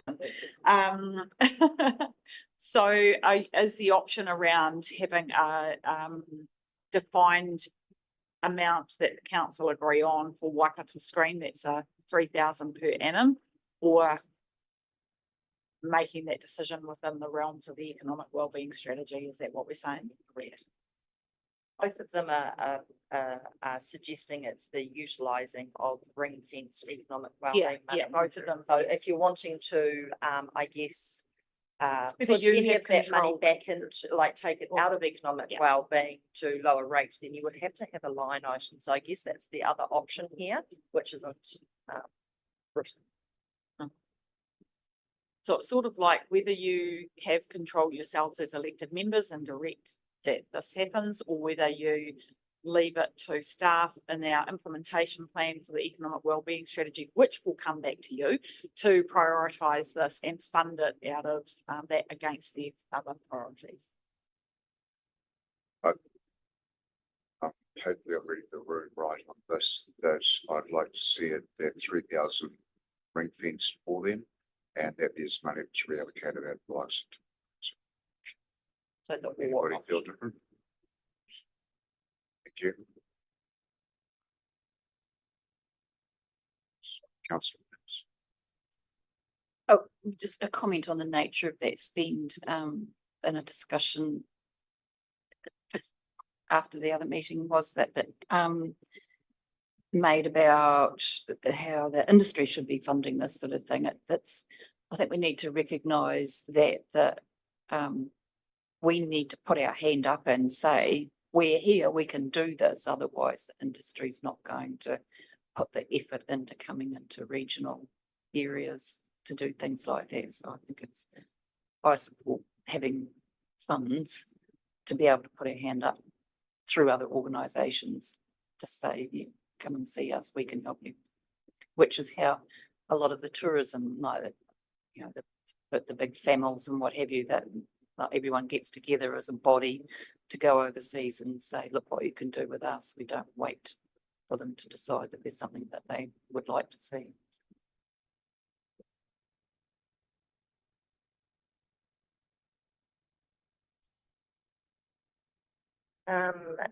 Thank you, councillors. So we'll be moving into the activity libraries, learning and development. And at the bottom of page 19 is captured support for the activity. And there was no request for clarification. So lovely, thank you. On page 20, vibrant spaces and places, some general comments from submitter 23. Both of those boxes are submitter 23.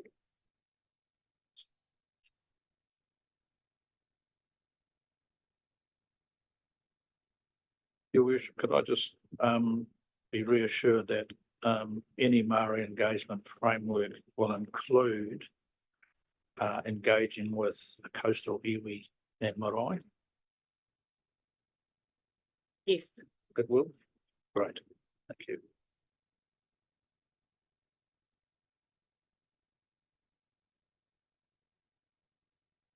Right, if we move on to page 29, parks, reserves and council owned property.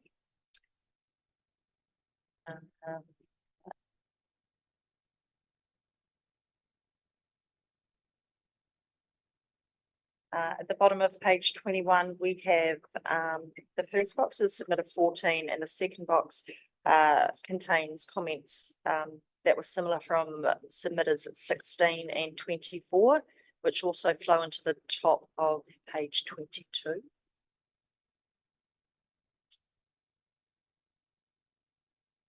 And we suspect with submission number 14 that their intention was actually to comment on the concept plan, but they came through as a long-term plan submission. They acknowledge them as such, but yeah.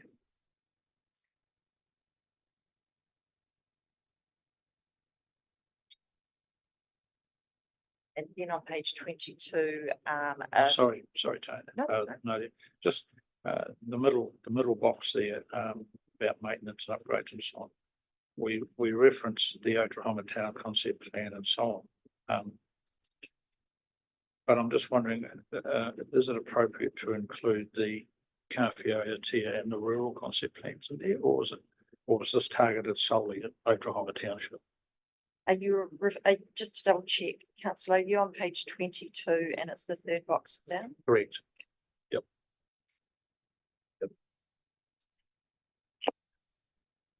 Ross, would you like to have a comment on this?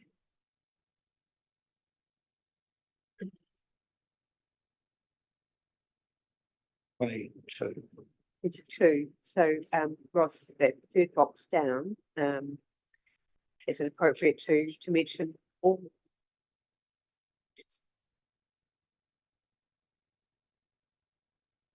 Was one of the submissions to the Kawhia Aotea plan was that we look at an urban plan.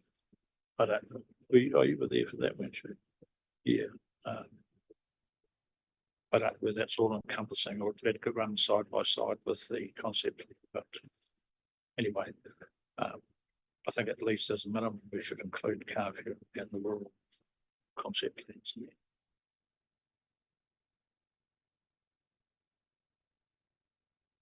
With that. Anything else on page 22?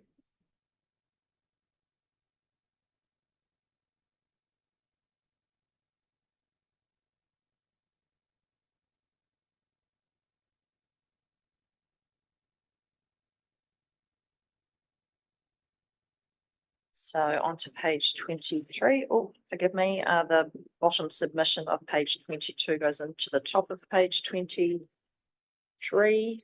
with another comment from the same submitter in that second box, and then 2 comments from submitter 31.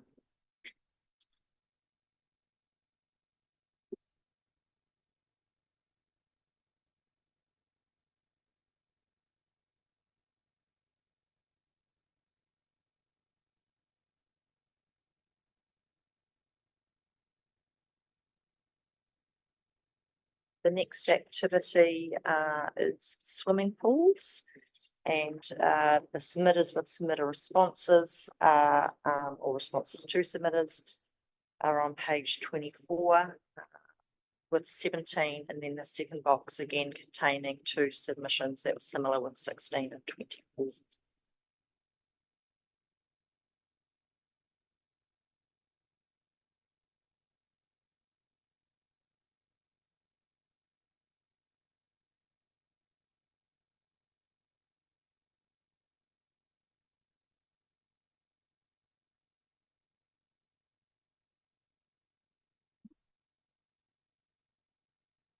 Righty. On to page 25. Hold on, just a moment there. I think lunch might be ready, so if we want to, yeah. So fast when you're having fun. If you'd like, this would probably be a good place to stop before we go into another section. Okay, let's adjourn for lunch.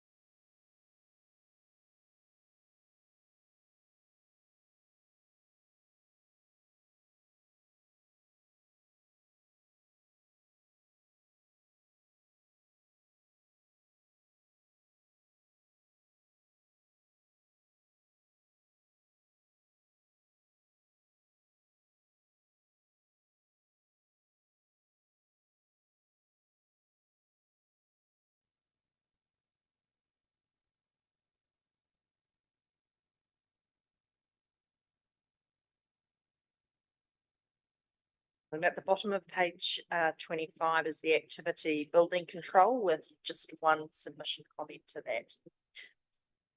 For you, Max, just on the reply to submitter 18, where it says about making contact with those organisations. I'm not sure if you got their spreadsheet, their budget, to see how much funding they do get from them. So I'm just wondering if that's actually, yeah, because Kathy sent it out. Yeah, Kathy sent it out to us all the letters of support plus an Excel spreadsheet, and they do get funding from them. I think it's more around the response, like they should be making contact with them about the maintenance, because I'm pretty sure they're getting funding for the planting, but like there needs to be an action plan for the maintenance after it. So that's probably what they need to be, yeah, talking to their funders about. With that particular submitted too, please note the comment under flood protection as well. So there's kind of a connection between those two things.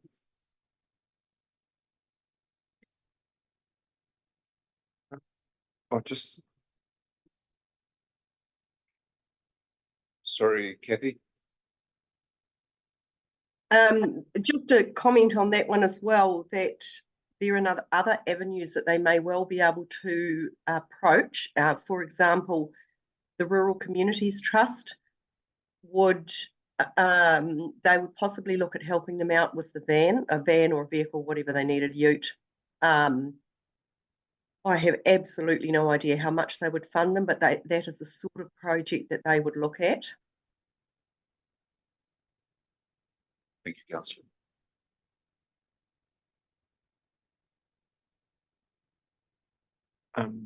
just a comment on that too. It's might be frivolous. I heard it mentioned on Tuesday, but you know, is the opportunity of offering them a targeted rate for if you live on the river to collect money for them to fund something like this. Is that out of the realms of reality? Yep.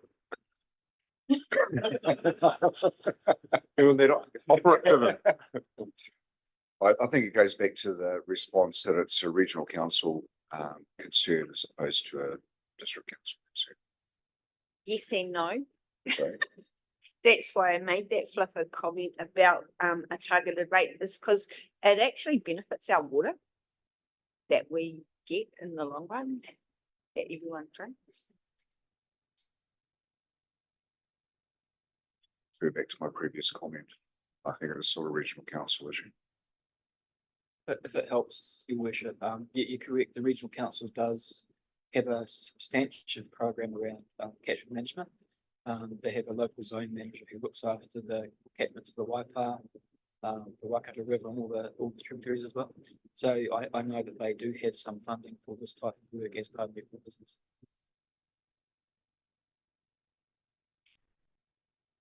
Just one little comment on that. Given that we've got quite a big prison population and they quite often look for work. I don't know if they've ever considered that. Like I know some of those prisons are quite green fingered. They've got the expertise. But anyway, but no, I just wonder if they've even thought about that, because it seems to me like they wanting what they're hoping is have some way of you know, some manual workers to go and help release the plants from weeds and things like that. So yeah, whether that's something that on the council we could put in contact with, if they do it themselves, or just mention.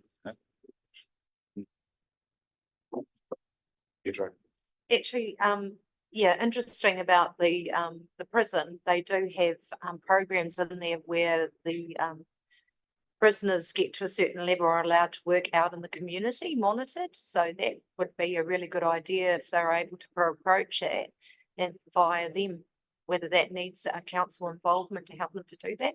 Yep. So suggestion to approach corrections. So I don't know for everyone, did everyone see this spreadsheet of their funding that they get? Okay. Yeah, you did? Oh, okay. No, just because Tony mentioned about the fund, you know, the other agencies, they actually do get quite a bit, like from the River Authority, like next year, or this year, $172,000. In farmers, cash and kind, 341. Yeah. Regional council, just about 37 this year, and another funding from River Authority of 29. Yeah, so they, yeah, 618 all up this year. Super.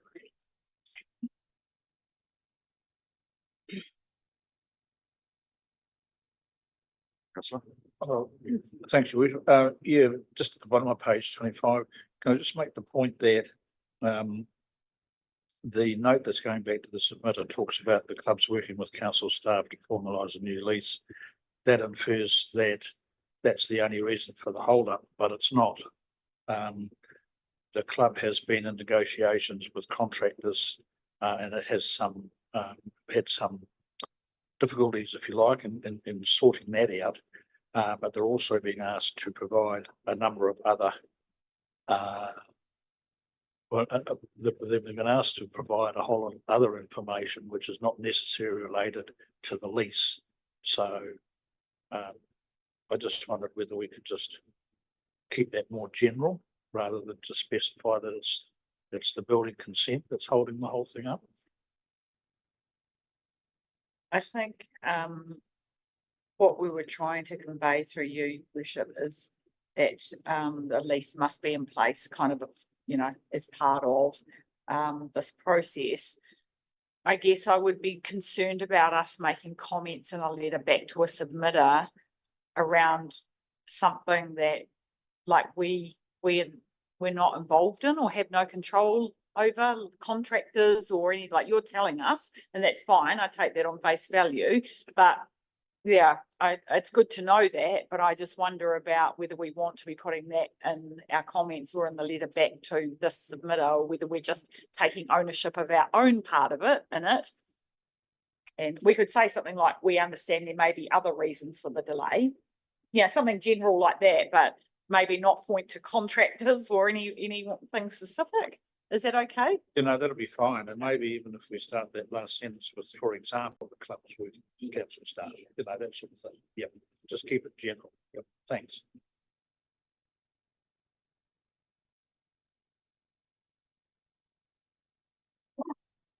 Fantastic. If we move on to page 26, resilient infrastructure and the activity land transport. It just covers this one page and doesn't go on to the next, with 3 submissions, submission topics there, 1 from submitter number 8 and 2 from submitter number 17. Just a correction to the Fairchild and Cow references there. That sentence probably should read the Christopher Pavey be extended on Tainui Street, and it's from Fairchild Street, not Fairfield Road. So it's Fairchild Street to Cow Street, not Cow Road. Thank you, Councillor.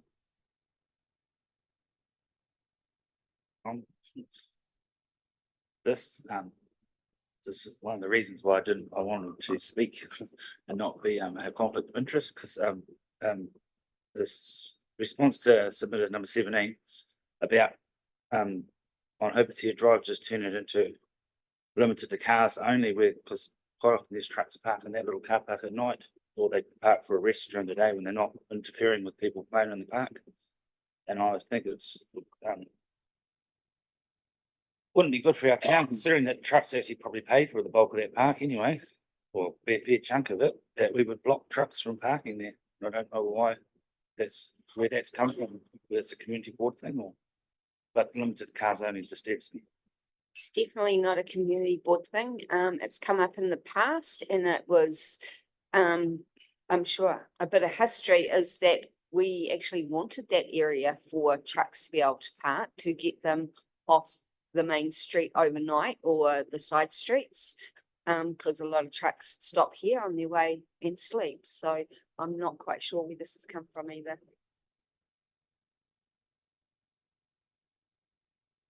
Are we talking about that little area where there's this big concrete blocks? Noting at the moment, there's a big hole in there.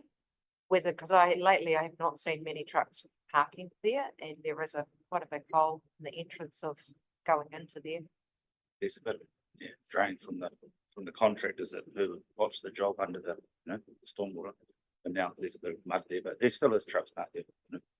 There's just not many trucks moving, but this economy slaves. And more at night too. And it's more at night, Yeah. Not sure what's the issue? Sorry, I'm not sure. Mark might be clear though. So if I can talk a little bit, so the original thoughts in that area was that it used to be a metal pit, obviously, which allowed trucks and all sorts to park in there.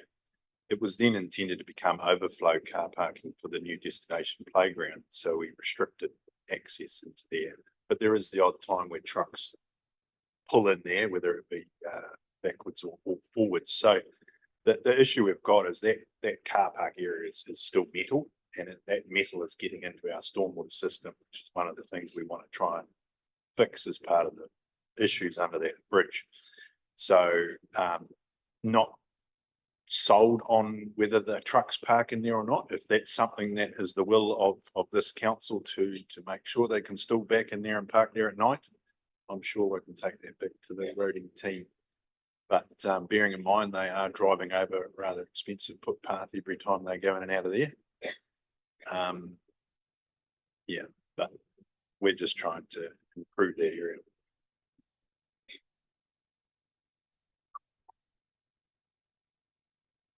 Yeah, well, I'd like to see truck parking. So obviously. So yeah. So it might be a further suggestion there is that we seal it. Yeah, well, There was never an intention to seal it. But if we're going to have heavy vehicles in there, maybe that's the option, which would require a little bit more investment. Yeah, I don't have those numbers in front of me, but that was a direction today is to seal that car park and make it a bit more user friendly for heavy vehicles outside of normal playground time. Or ad hoc. Yep. I've no problem. less investigation, put in the next plan. Yeah, well, that's 3 years away. Yeah, so there's no money in the budget for that at the moment, or is there money in the budget? It's a good question, Tanya. So we're still waiting for our NZTA bid to be approved, to be honest. So, but I would have to go back and talk to all. At the moment, it's looking at the stormwater issues and the repairs to the actual roadway, not sealing that car park. Can I just suggest that it's been brought to our attention? It's not in the budgets for this year, but it can be a conversation point going forward. Probably the stormwater issues that bigger ones to be addressed. So if we remove that sentence from the response to the submitter, The bit that starts, in addition, the gravel overflow car park will need to be reshaped and limited to cars only. Just take that out. Yep.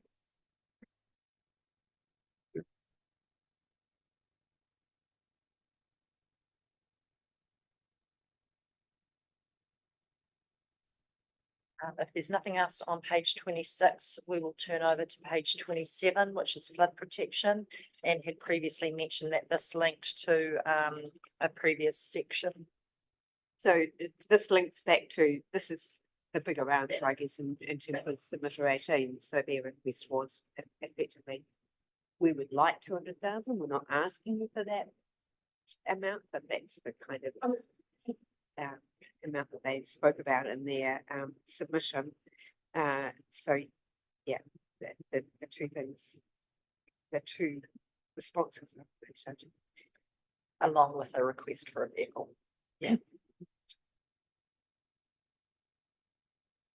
Yeah, it's probably just that last paragraph, assistance with funding should be directed. They already direct a lot of their assistance to them, maybe it should be, they should be submitting on their plans about funding going forward for maintenance. They're dishing out all this money to beautify, but they're not thinking about the long-term effect.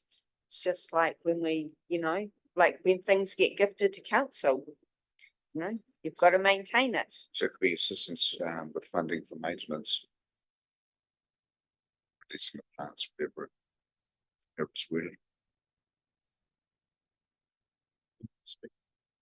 So council's obviously been approached a couple of times about planting river banks on council-owned property, and there's always been discussions around future maintenance of those trees going forward. And I've already flagged that several times through workshops about the planting we've just done along riverbank here, and we'll go out in Mokopero. Those costs will come back onto council. So as it's written in this recommendation, is that there must be discussions with landowners prior to these trees being planted around that future vegetation control. So it really, and if you have, you can actually go in and read those river guidelines management. It clearly says that it's a joint responsibility between landowners and regional council.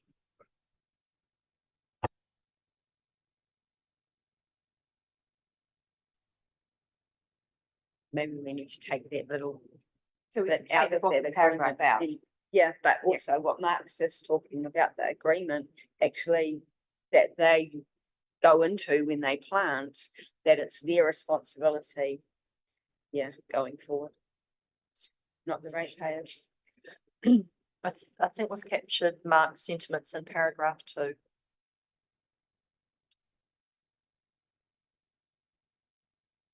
All right, so if we move on to page 28, the money, financial plans and rates activity up first. You have submitted number 1, 21 and 27 on this page, and 27 rolls on into the top of page 29.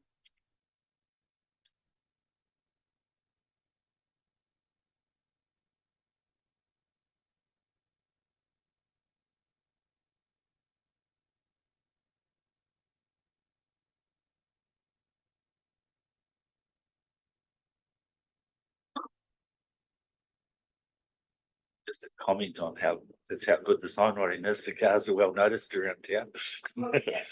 Maybe you should get some more different colour ones so they don't know it's a council vehicle. People are assuming we've brought new cars when we've repainted the existing ones because that's more noticeable. Yeah, your branding's really well noticed.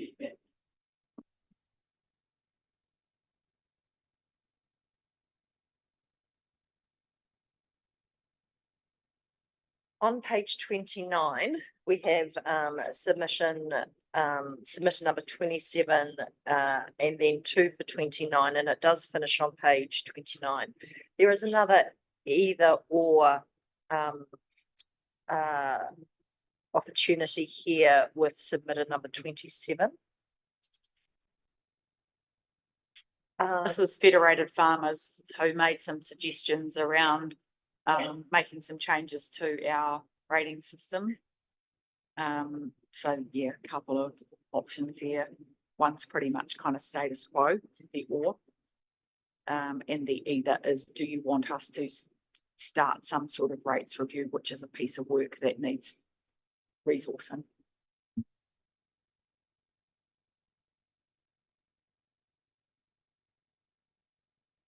Your worship, I think ever since I've been associated with council, I think we've always based our rates on the basis of values, purely and simply. And I think to go down the road of setting differentials could be creating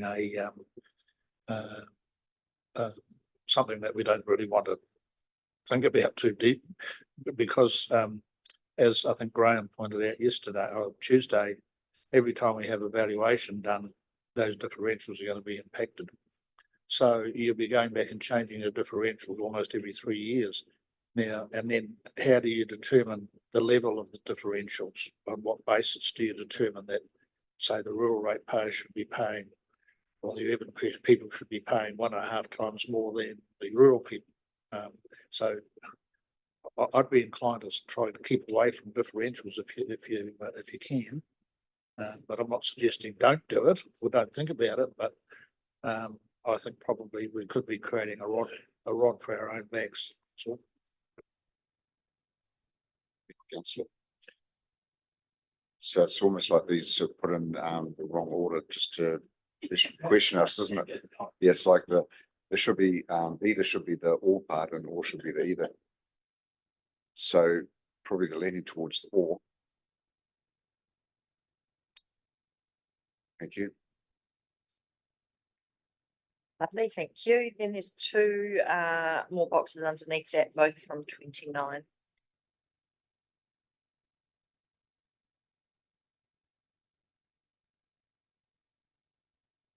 Just on the first 29 box, I just want to draw your attention to that second paragraph because it does, I mean, I know you will be doing this, but it is kind of committing you, so it's a bit of an action there, so.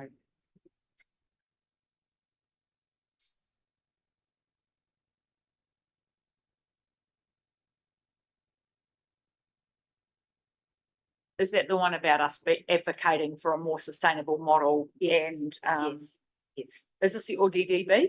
yes. Yeah, Yes. and their support and assistance with that would be appreciated. Yeah. And the wording is we intend. And if we intend, we will do.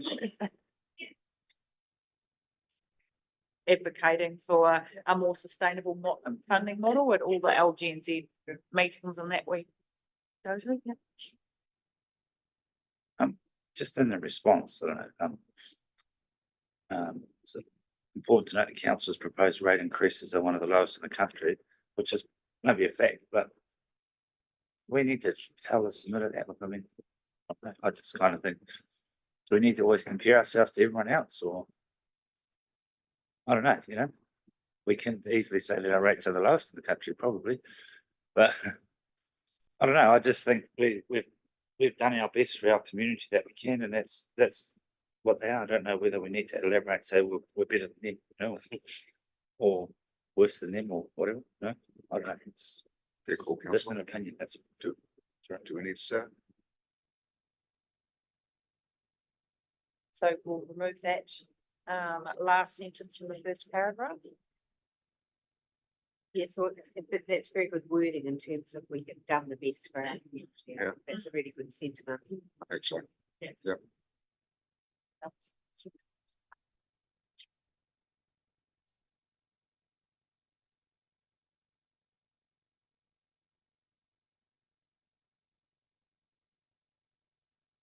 Good to go and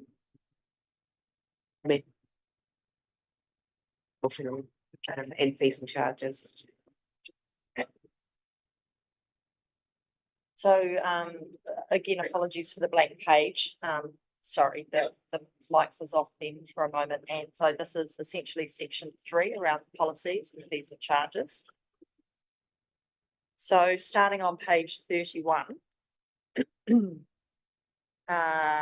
it's the proposal around the rates for emission policy. There are 3 different submission boxes covering page 31 and the top part of 32, all from the same submitter. Being Federated Farmers. So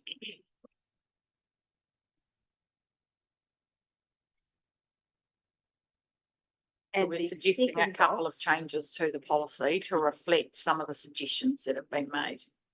So please, yes, the second box in particular has some wording change in there. We were suggesting adding the words declared drought, even though that is implicit in the policy, it just makes it a bit more sense. Yeah, the question was before then, how do we know when there's a drought? Graham's like, do I just go out and say, well, we've had 3 weeks without rain, is that a drought? But I have lived in districts where a declaration or advice has come in from another agency to say, yes, it is now officially a drought.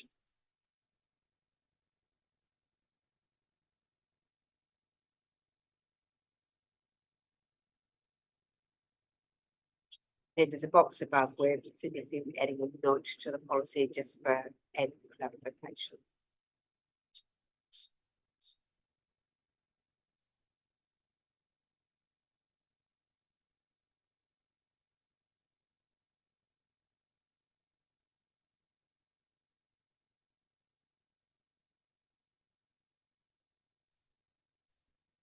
And then on page 32, just reiterating what I said before, around 27 has continued on to that.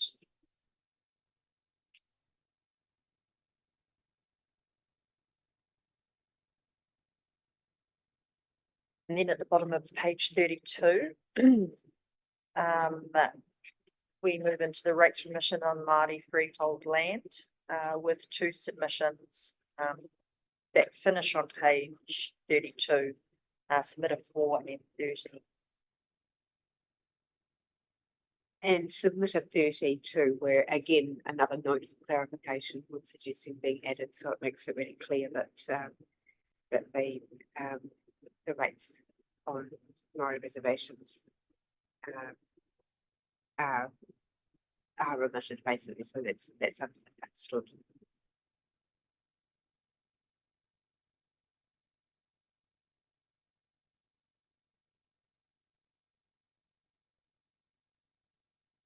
Through you, your worship, perhaps a question directed to either Graham or Brendan, but submitter 4 mentions that they have Māori freehold land, but they're still paying rates, which I find quite curious. And I just wondered whether they were rates for the likes of service charges for something like water or. Yeah, or- thanks, Councillor Jeffries. That's my comment there, but when we looked at that particular property, it was Māori freehold land, but it was being leased, and the lessee was paying the rates. So I would just need to clarify that that's the block that they're actually referring to. So,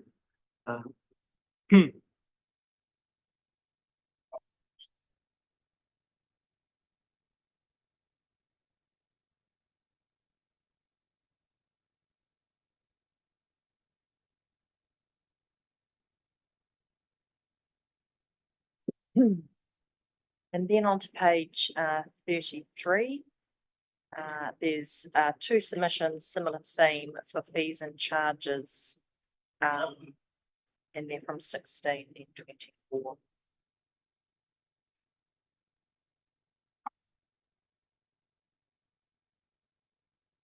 Just noting what Tanya made reference to the internal policy.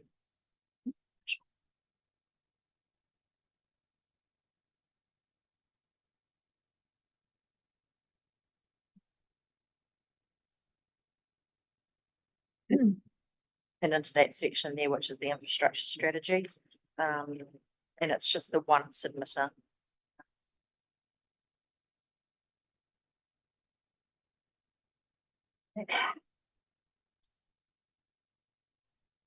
Okay, so the next. Sorry. With the 31, how they've said about facilities such as halls, I'm just wondering, because I'm pretty sure they talked about rural halls in their submission. I could be wrong. I could go back and have a look, but maybe we need to actually put something in the response about rural halls, because we're not adding, like, they're not in our future to maintain them. Agree with this matter about the inclusion of community facilities. So yeah, I'm pretty sure that submitter talked about community halls in the rural area. Yeah. Be wrong. Yeah, so this is kind of like a note to the future for future. No, it's not that one. strategy. Someone else talked about it. Wasn't 31. Okay, I'll find it. Don't worry. just with those rural halls, I think, Brendan, correct me, like there's only 3 that council own.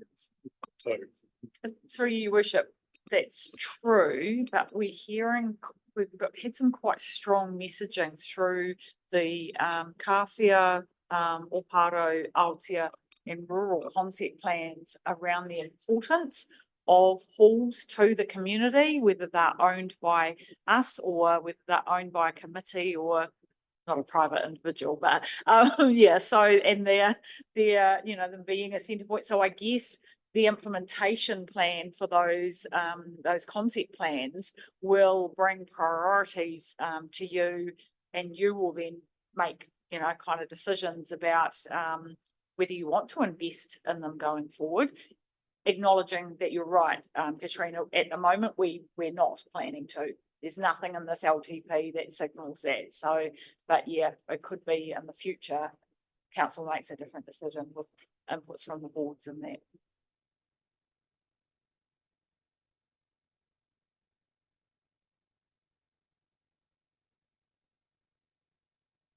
Just and like that we do kind of contribute to them because they come in through some of those other little committees like grants and awards to apply for stuff like that.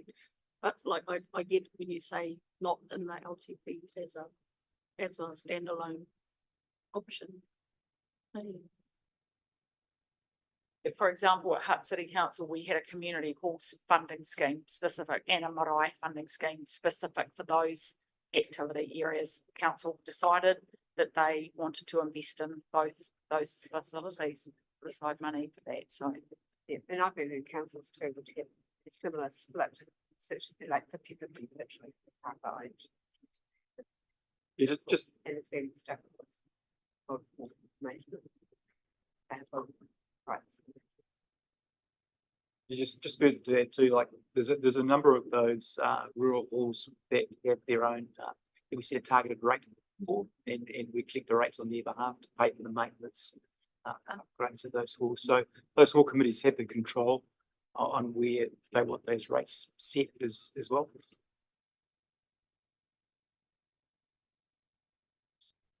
Yes, Kathy. I think as a member of a local hall society, I think there's a lot of well, because they're an intergenerational asset, and as you rightly point out, they are mostly community owned. I don't know if some of the communities actually understand that they own it, because out discussing the Ōtorohanga hall the other day, the community members that I spoke to did not understand who owned the hall, nor did they understand that there was exactly what Graham has just said in a rating option. So I guess some engagement and understanding would be a good start. And the council is generous with supporting the local community halls through their funding options with grants, etc. You know, which Arahina has taken advantage of. And they are extremely expensive to run. So I think it is quite a big area. And regarding community wellbeing, I think that probably would be an area that it would be really good to address.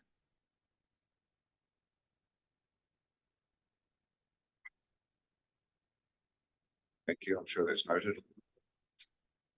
Lovely, thank you, councillor. So if we move into the next section here, it's we're into other matters. So general comments that have been made that perhaps aren't in relation to the supporting documents or the consultation document. And starting on page 35 and going into 36, submitted 17, 26 and 32.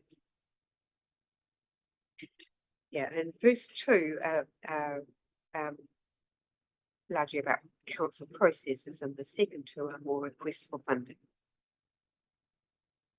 or assistance.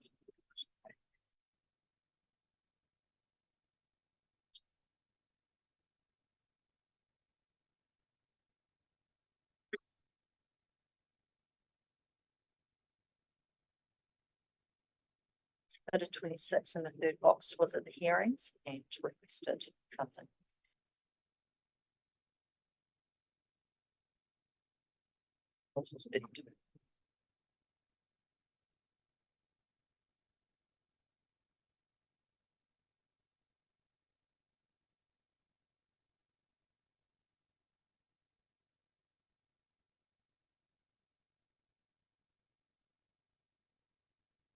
I guess for the panel's consideration is further discussion, particularly on those last two where there has been a request. We haven't given you an either or, but you may want to discuss what you've heard in hearings.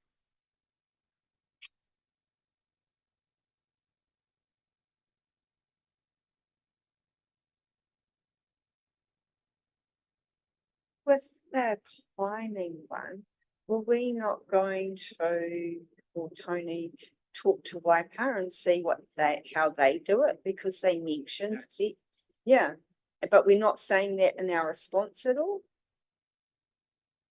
I'll just, did you tell us? Yeah, I'm happy to respond, councillor. So the response we kept generic, and I've been in contact with the submitter subsequently since as well. I wasn't going to go into detail in the response because they're aware of what they're doing right now. And so what they're asking effectively is, can we look at doing something similar here? The answer to that is we can. So our district plan is set up very similar to Waipa in the sense that where there's a willing landowner and they want to protect either indigenous biodiversity, a bush block, or a significant natural feature, they can subdivide that off, and in return, they get a developable subdivision lot in return for that. That's the incentive. Our plan allows for that. And if there was a willing farmer who wanted to subdivide off some of these rock features, they would get a developable lot out of that, and we could then condition the public access. So there is a mechanism certainly for us to look at what Waipa do.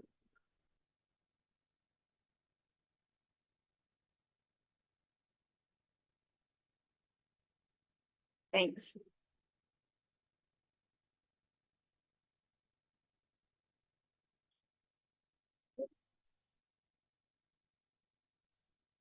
And that brings us to the end of the submissions.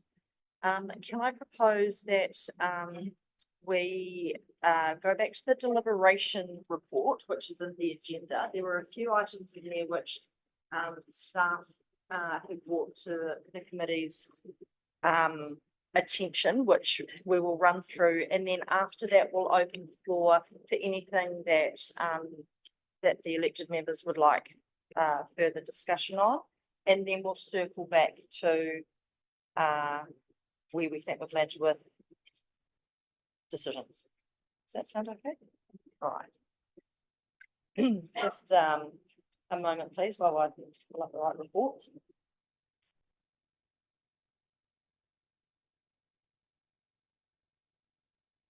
So in the deliberations report, which is in the agenda, sorry, I know it's lots of reports and it does get confusing as to what I'm referring to. So in the deliberations report on page 280, in section 6.12, there are some additional submission items that we wanted to draw to your attention. The first one being objective building consent platform, and I'll hand over to Tony for this one. Thank you. So the background to this. Hold on, yeah. Do you need a little bit longer to Can we find just the wait till page? everyone gets 280? Yeah. Oh, So it is a couple of pages from 6.12, objective building consent platform, 2 pages from the end.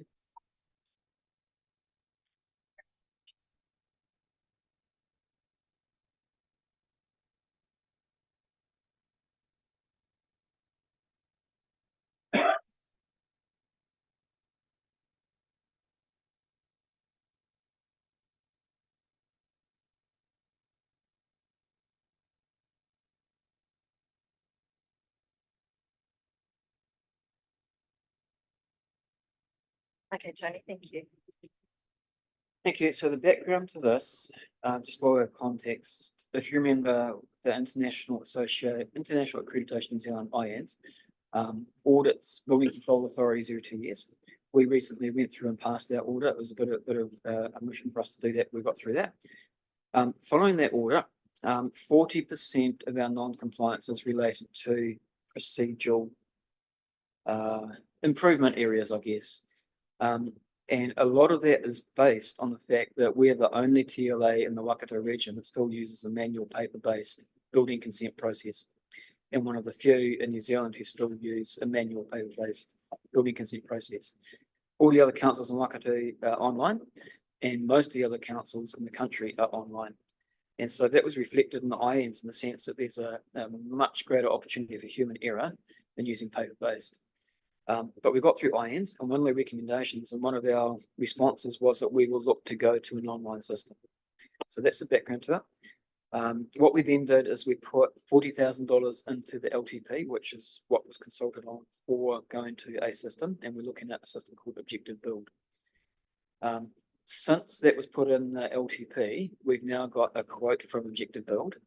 The entire procurement of that system is around $95,000 total. We have $40,000 in the LTP, which leaves a shortfall of $55,000. We've got two options of procuring that system. One option, and this is what was proposed, is that we recover that $55,000 through user fees. That would be over a period of roughly 5 years and average about $60 per building consent. That's option, and that's the proposed option.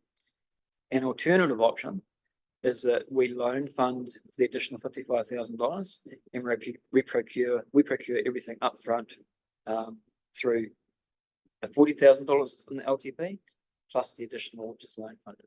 Brenda can talk about the rates impact of that. So they're broadly the two options that we have got for you. Thank you, Tony. Certainly in favour of the loan funding, so we've got some more certainty around servicing that, because the uncertainty around buildings at the moment, we can predict, and we've predicted in the past, we got horribly wrong in terms of the amount of new builds in the district and how many building consents are required or applied for. So that would be my preference. I'm sure Brent will update on that. Joe. Oh, yeah, thank you, Mayor. Just Tony, just wondering, just because I don't know much about the building, well, sort of do, but I leave it up to the builder. That $60 per application, do they only just apply once for the initial building of the property, or is this $60 every time they go? Do they have to go through it multiple times, or? So if we use the user pay, so there's two components. One is there's administration cost regardless of the procurement. So there's two aspects. One is procuring the system. That's the $5,000. Then there's an ongoing administration cost, which is scaled depending on the value of the build. That happens regardless, and it's always less than 1%. It ranges from about 0.6% of the value of the build down to 0.02% depending on the value of the build, so it's very low. That gets loaded on regardless. So the extra $60 is if we recovered that $55,000 for procurement. That's a one-off. So if you had a building consent application, you had $60 on that application one-off. Tony, even if we loan fund this, we're still going to charge the $60 per application, or we're not? No, we don't. But there is an administration fee that comes with using the system. And as I mentioned, it's a scaling fee. It ranges from $80 fixed fee for consents up to a value of $125,000 to $1,125 fixed fee for consents over $1 million. But as a percentage of the cost of the build, it's less than 6%, 0.6%. It's scalable, and it depends on the value of the build. That's irrespective of the procurement system. I guess the concern was that we were going to charge $60 per building consent application for the setup of Objective to the unlucky people That's what I was thinking. who happen to apply for a building consent in the next 5 years, and then everyone else kind of just pays the sliding scale and doesn't have to contribute. So I guess we're weighing up the fairness of that, as well as the fluctuations in revenue that we get from building consents, which we've all seen in the last few years. So yeah, the other considerations here. I'm a bit late in coming on this. There's no other in the budget really to just cover the whole 95 that's there. if you're thinking about the fairness of people and Well, only the people that- in the first five. That's the second option that Tony mentioned is that we increase the budget to put that in. We would loan fund it. Yes, yeah, and so the impact of that on the rates is an increase of 0.03% to the increase. It's about $5,000 per annum because it's the interest on that loan. Then that's just the first year, and obviously that interest cost will decrease over the time that we loan fund it. So yeah, So just to add, if I can, Your Worship, while we're talking about costs and benefits of going to an online system, there's one, much less opportunity for human error. Probably much more streamlined process for getting that accreditation. Probably faster consents, that's what we're seeing with other systems for the users. And probably more efficient. So while there's an additional fee to use the system, our consent processing time should go down as we get used to the new system. So the benefits for the user will negate the additional cost of using the online system. Totally get that. And I think, we don't really want to enjoy being the last cab off the rank when it comes to an electronic system. It's just probably where the fairness and equity comes into it. So that's up to you sitting with that growth is going to tell which is the fairest for people like the board consents.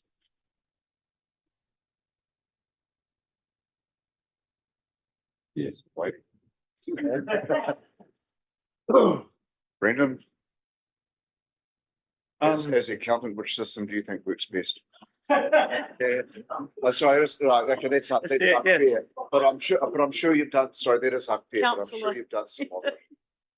yeah. So I mean, in terms of modelling, the initial proposal that pay it off over 5 years, $60 per consent type thing. I've modelled that as being an amount. So whatever money we get each year is what we pay out. So there's no actual rating impact. Obviously the loan funding has a slight rates impact, like we talked about. I guess in terms of which is the fairest, I mean, that was brought up the whole, if you're one of the unlucky ones that wants to build in the next 5 years as opposed to year 6, then you're paying the $60 that someone in year 6 doesn't have to pay. So I guess the fairer way is potentially loan funding it, and then the cost gets spread over every ratepayer in the district, regardless of whether they're doing a consent or not. Obviously, the flip side of that is those that will never do any building work are then paying for a system they'll never use. But is there any other systems, or is that? That's a really good question. So objective build used to be called Alpha One. Alpha One, some of you may be familiar with that, is no longer supported. They are moving now to a whole new system. They have a monopoly in New Zealand on electronic building consents, and there isn't really no other viable alternative to using objective build. So it's a very specialised system, and they've developed all the processes specifically for the building code. The other thing I'd add too, just on that $60, so in response to the Chief Executive's question, Objective Build have advised us, we would think that we've got a $55,000 implementation cost. Once that's paid off, that $60 stops. They've advised me that that $60 would continue to be charged. I've queried them on that, said why? Because $55,000 is paid off, so why do you continue? They talk about value adding for the customers.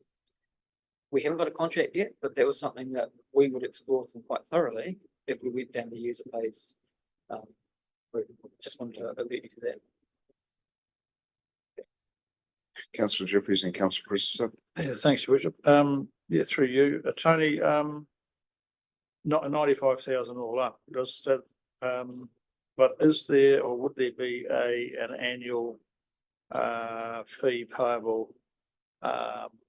Once you've got the system in for things like upgrades or maintenance or whatever.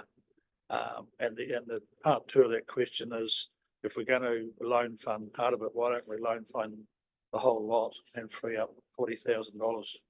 I guess I'll point out the 43 there is already loan funded. So it's not 40, it's 43, but we'll use 3 as a round number. Okay. The 43 that's currently in the budget is actually loan funded already. So it's loan funded the addition. Right. Yes, I guess the question then is what other costs are involved once we've actually paid the capital upfront? So that's a good question. So that's the user pays administration cost per building consent. And that's the sliding scale I talked about. So we don't pay anything. Once we procured it, then it's a user pays basis.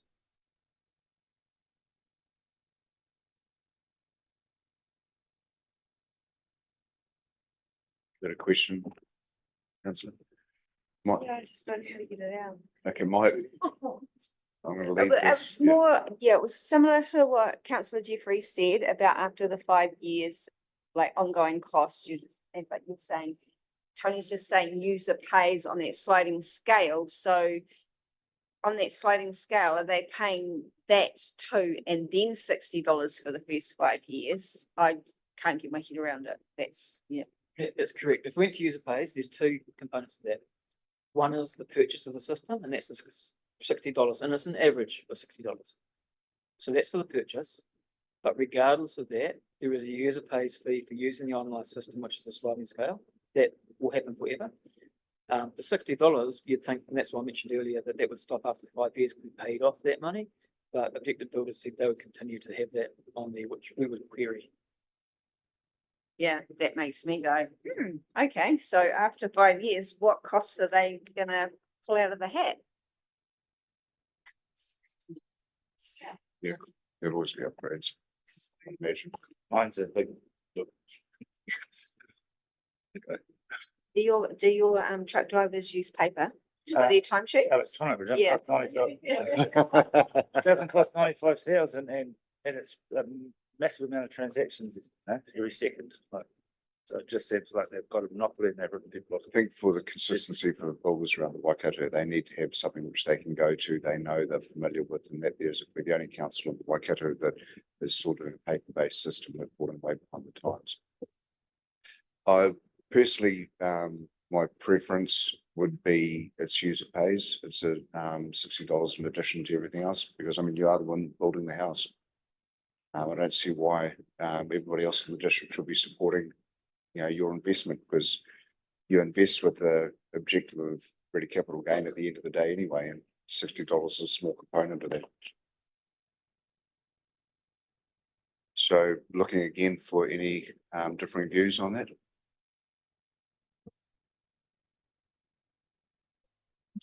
And if the $60 per building consent doesn't cover the cost, Tony, what do we do there?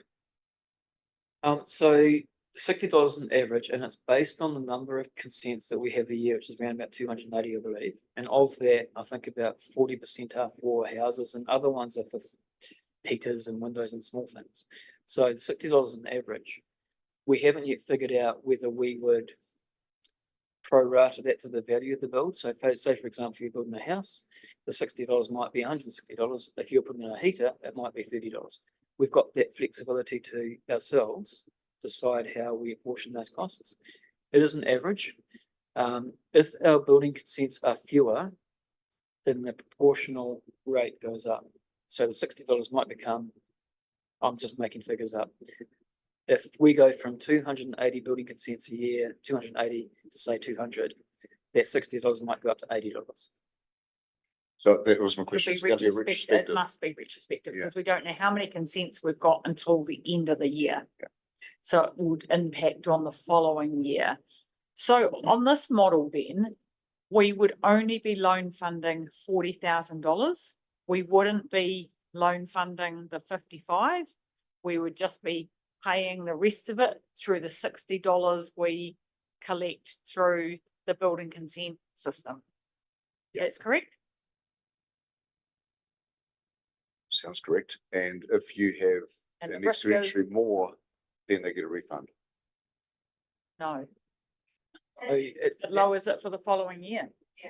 in practical terms, that would happen. There'd be a wash up at the end of the year and there'd be unders and overs. So what we've done, the way we've dealt with this in the fees and charges is we put, rather than put a dollar figure in there, we've put actual cost of any electronic building consent processing because we don't know what those costs might be. So we put actual cost in there. Have we, because I know when you building consents, when you applied to use the paper, it was had matter wipe out and everybody. So we looked at just the shared service, like we're only doing 200 consents, can't we just use Wipeout's tablet for the day or something?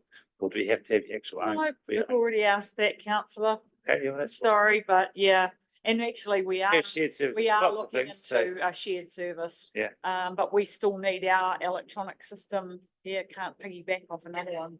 Right, because we usually you can just have one. Yeah, we've raised it with MB.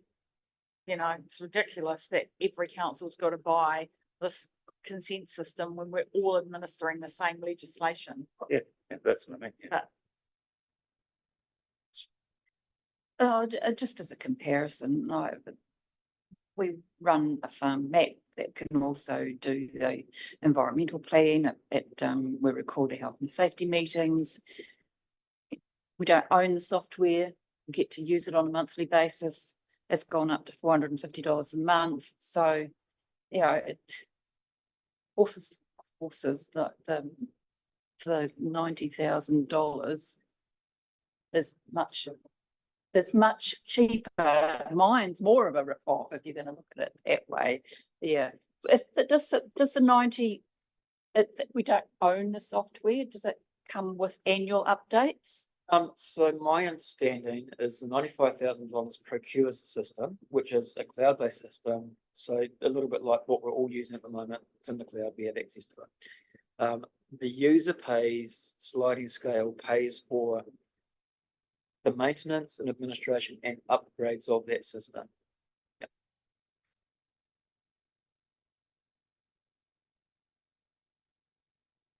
Yeah, I'm a little bit surprised that CoLab hasn't looked at some sort of a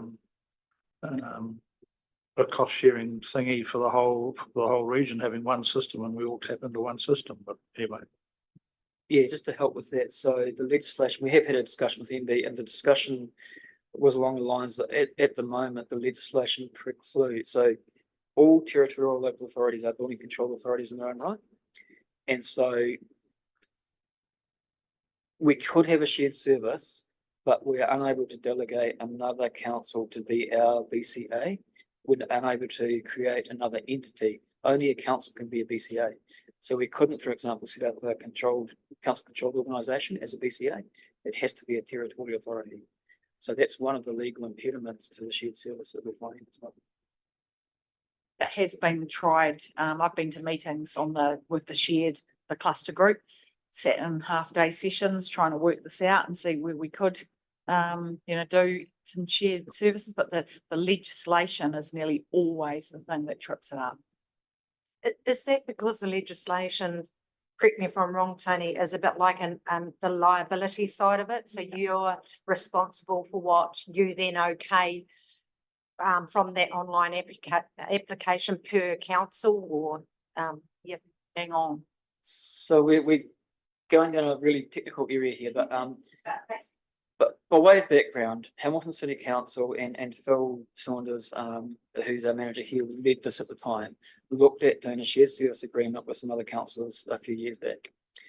The legal advice was the liability sits still with the council that is issuing the building consent, but there needs to be one council that agrees to become the building control authority, and all the other councils need to agree on that. So liability still sits with the council that issues the building consent.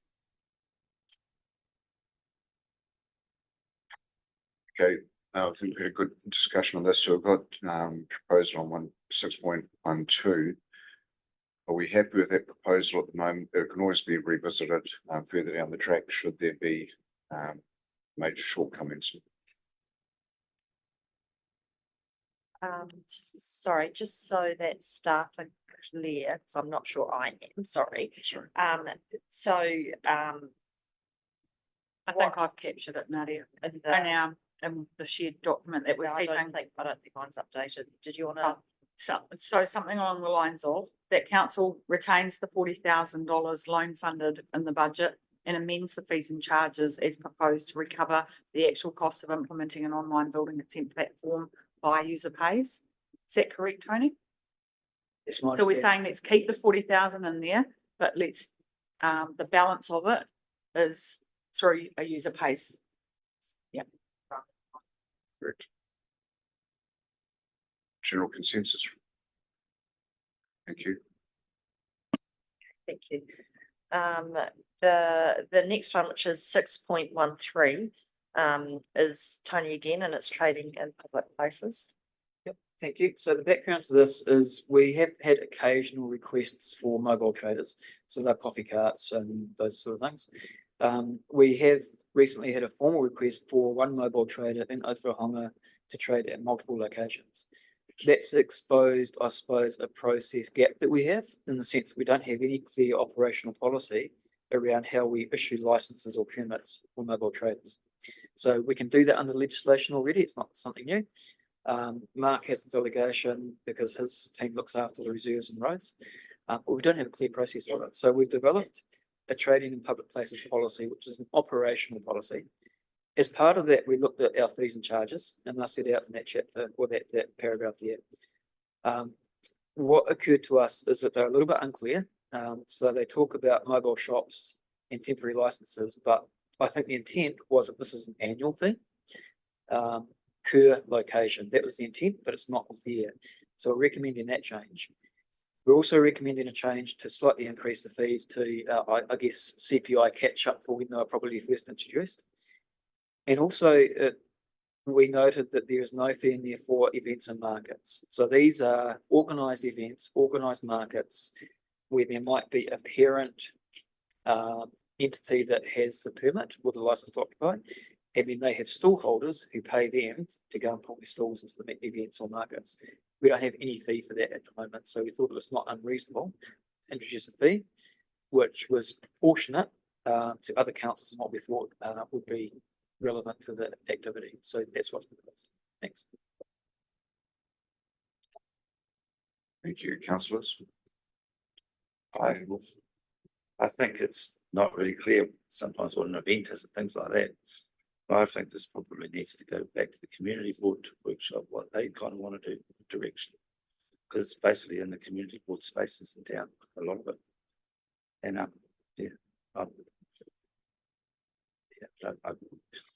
don't think we've quite decided. We've had that little bit of a talk in the workshops.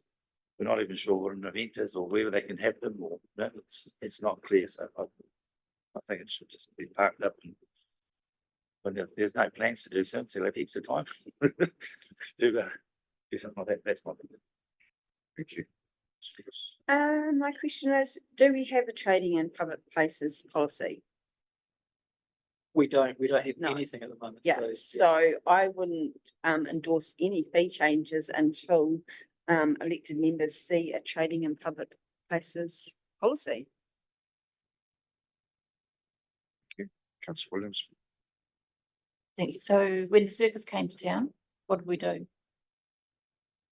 We had no policy, and no fee.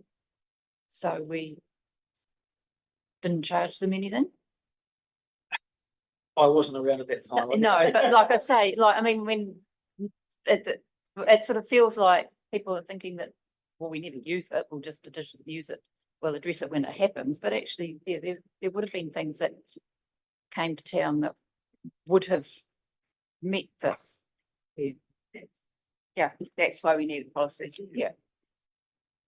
So we're agreed on needing policy. Didn't we have this discussion the other day? Discussion the other day, so just, I think, this workshop. Okay, Yeah, so but- can we go back to what was discussion that we discussed in the workshop? Is that once we see a policy, then we can set the fees and charges. But it was whether the workflow was more timely to do it now or pull the whole thing out of LTP and do it in post LTP and make an adjustment to the fees and charges afterwards. Yes, so your worship, just in terms of timing, the proposal is that we'll bring the trade in public places policy back to both community boards and the council in July, but that's after the LTP. So if you're looking at the fees and charges, my recommendation would be stay with the clarification. So if you want to keep the fees as they are, that's fine. But I'd recommend staying with the clarification around annual and per location, because at the moment it's really unclear and it's hard for us to make decisions on fees and that clarity. So just clarify the wording in the fees and charges, keep the fees the same. Take the events and market one out, that's what we're saying, until we've got a policy. Retain the two existing ones and just clarify that it's per annum and per location. If that's Keep the fees the same until you've had an opportunity. Is that all right? Moving on. Item 6.14, Waka Kotahi funding. I don't imagine in the last 30 minutes we've heard anything, so we can't provide you after the budget verbal update on that one. 6.15, the economic wellbeing strategy. Is that still good? Yeah, given us direction on some small amendments to that. The Ōtorohanga swimming pool tender. Mark, did you want to say anything to this? Can we say anything to this? It's not sure where we're at in the process.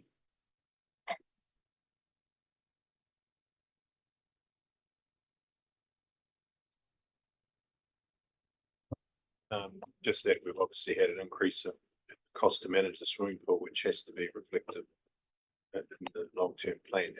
And it's really about a timing issue, but it's sort of contract renewal at 1st June. So Brendan has done some modelling on what the impact of that is on rates. That was, yeah, it's already reflected. Thank you. And if I'm reading that correctly, that takes us to the end of additional items from us. Is there anything that the floor would like to raise that we haven't already discussed? Yeah, I'm just confused, which isn't hard sometimes. Recommendation E at the beginning. Have we talked about that? The fund, how much we're funding. So we have through the submission report, and we will circle back to those that were captured. Yeah. So yes, but we haven't made we haven't made a definitive statement just yet. And also on, my page numbers are different, but on page 6 of this one, the deliberations, item E, it's got fund Ōtorohanga District Community Board. I think it might be Development Board, is it? Yes, yes. Picked that up yesterday, but it was too late. The report had already gone out, so yeah. It went through several people and no one picked it up. Sorry about that. You can give us the community board money. I knew someone would want. Yeah. Are there any other items that?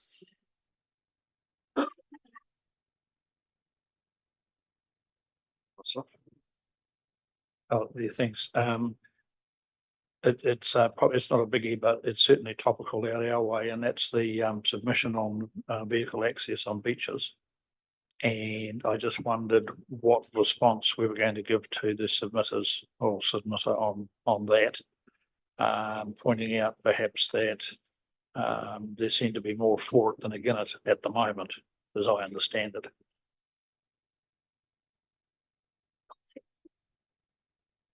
Is it a, just through your worship, just to clarify, is that a submission to the long-term plan?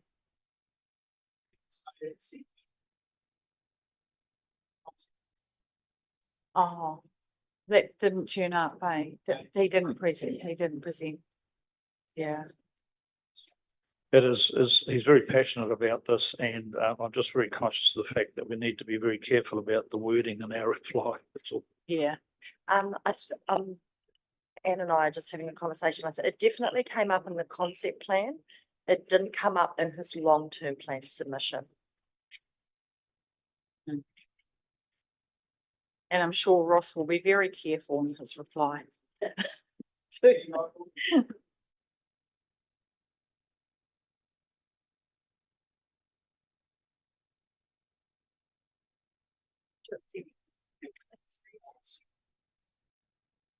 So before we go back, yes, so is there anything in the policies, the strategies, the direction that's being had at the moment that anybody wants to raise?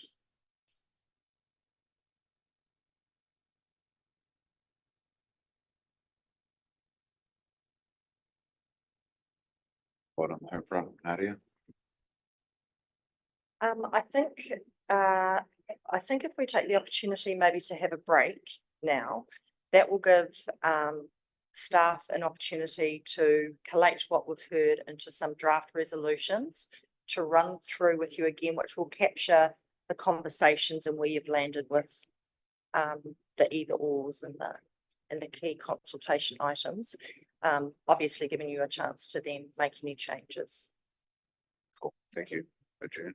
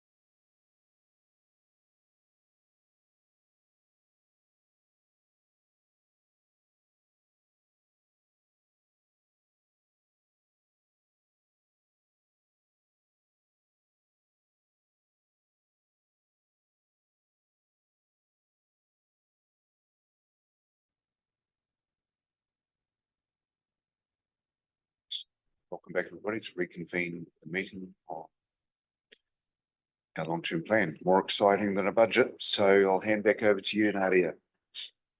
Thank you, Your Worship.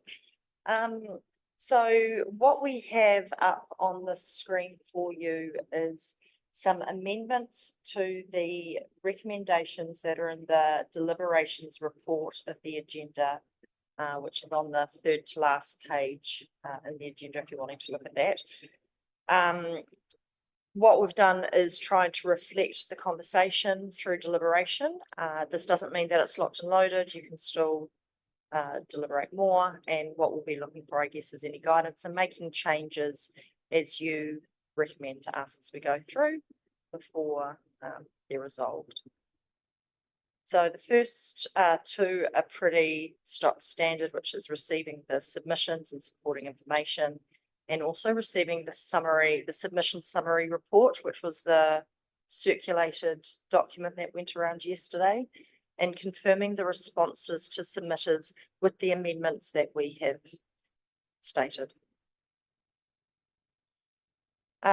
Section C is in relation to the three key consultation items. I don't need to read them unless you'd like me to, Your Worship. Was that Nadia? Did you want me to read through the recommendations? Yes. Okay. So C recommends, having considered and deliberated on submissions received to Ōtorohanga District Council to reduce depreciation funding of assets by 2.1 million total over 3 years, proposed as council's preferred option in the 2024-2034 long-term plan consultation document. The second one is to not purchase the van to enhance community presence, proposed as council's preferred option in the 2024-2034 long-term plan consultation document. And 3, apply a single targeted rate for all 3 seawalls across the Kawhia and Aotea communities, proposed as council's preferred option in the 2024-2034 long-term plan consultation document. The next section, section D, recommends that having considered and deliberated on the submissions received, that the following changes be made to the proposed 2024-34 long-term plan, supporting information for council adoption on the 25th of June 2024. Number 1, the draft infrastructure strategy has no changes. The draft financial strategy has no changes. The draft fees and charges for 2024-25 are that following wording changes be made to the hawkers and mobile shops. So, oh, I've crossed out the wrong thing. Whoopsie doopsie. So hawkers and mobile shops changes to trading in public places. Struggling here.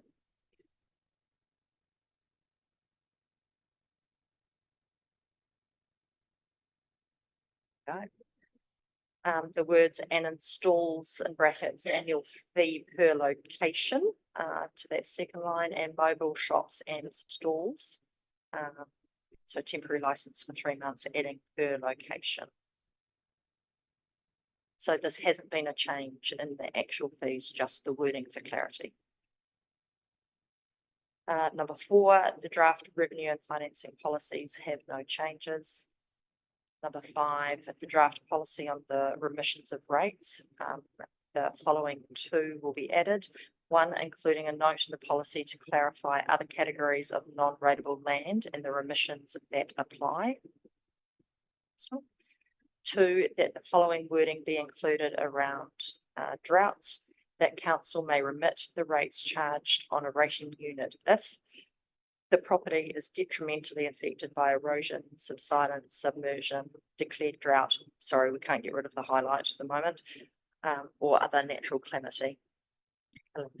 Yeah, Nadia, just that first point 1 there, include a note to clarify other categories of non-rateable land and the remissions that apply. If it's non-rateable, there is effectively no remission because we don't charge rates on the rules. So we just need to probably take that last and the emissions that apply. Yeah, because there's nothing to remit. Right. Yeah. Is that correct? Yeah. Still good. Number 6, draft policy on the remission and postponement of rates on Māori freehold land reservation. That a note be included in the policy advising that Māori reservations under Part 17 of Te Ture Whenua Māori Act 1993 are non-rateable as per the Local Government Rating Act. Number 7, draft significance and engagement policy, no changes. 8, the draft Ōtorohanga District Water Supply Asset Management Plan, no changes. Sorry, Nadia. Yes, does the word reservation need to be in number 6? It's not actually called that. Rates remission on Māori freehold land is the name of the policy, No, we don't need the word reservation. So, well, it's not in here. Yeah, it's just making reference to land that's deemed Maori reservation, which is effectively marae. Yeah. But is that what the policy is actually called? Because it's not called that in the summary of submissions.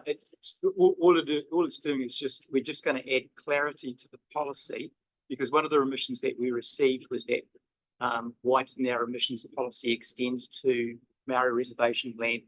At the front of the policy, I would list what the non-rateable land is. I think you're off the reservation. All I'm asking is what is the title of the actual policy?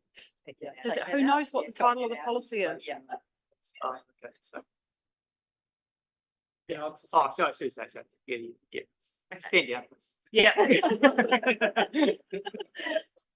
But thanks for further clarity. Yeah, Graham. thanks. Yeah.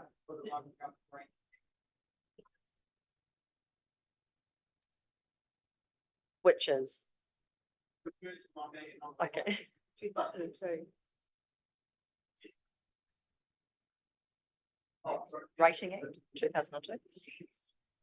Forgive me for not having that at the front of my mind. 7, the draft significance and engagement policy, no changes. 8, the draft Ōtorohanga District Water Supply Asset Management Plan, no changes. Number 9, draft Ōtorohanga District Drainage, Wastewater and Stormwater Asset Management Plan, no changes. And 10, draft Ōtorohanga District Land Transport Activity Management Plan, no changes. E, recommends, having considered and deliberated on the submissions received, that the following changes be made to the proposed 2024-34 long-term plan supporting information for council adoption on the 25th of June 2024. Fund Hamilton Waikato Tourism $35,000 for year 1 of the 2024-34 long-term plan. Or you could do it for the first 3 years. So there's a bit of an or in there, which we haven't captured. Sorry, let me just highlight that one. If you stop, if you remove that for the first 3 years, the suggestion would be that the following wording apply and signal its intention to further investigate the value of the investment in Hamilton Waikato tourism, the district, and use the results of this investigation to inform levels of funding for 25, 26 and subsequent years. So that could be increase or decrease. I think that's appropriate. Okay. Yeah, 1 year. 1 year. Yeah, we'll determine what other councils are doing at that stage, as well, whether they even exist after 1 year. Should that 35,000, is that excluding or including GST? Everything's excluding GST. Everything, okay, just for clarity, it might help. That's good. Number 2, do not fund Te Waka due to their announcement of closure from 1st of July 2024. And number 3, repurpose the unspent funds from the reduced funding of Hamilton Waikato tourism and the removed funding for Te Waka and put this towards the economic wellbeing strategy implementation. Do we need to clarify the amount there? Yeah. Unspent. Oh, can you do that? My mouse is gone. Sorry. And with that, the economic wellbeing strategy implementation, would that, some of that funding go to your partners that help you implement that strategy? There is potential for that to happen. So the strategy is based on having strong partnerships. So whether that looks like co-funding particular projects or funding others to do projects, all of that is yet to be explored through that implementation, which comes before council. Yes. Maybe I'll refer to Brendan to double check that. If we fund Hamilton Waikato Tourism 35. Yeah. From what was in the budget, which I think was. Wasn't it? Should we just round it up? Down? We just do it tightly? No, 72. Yeah. So, yeah.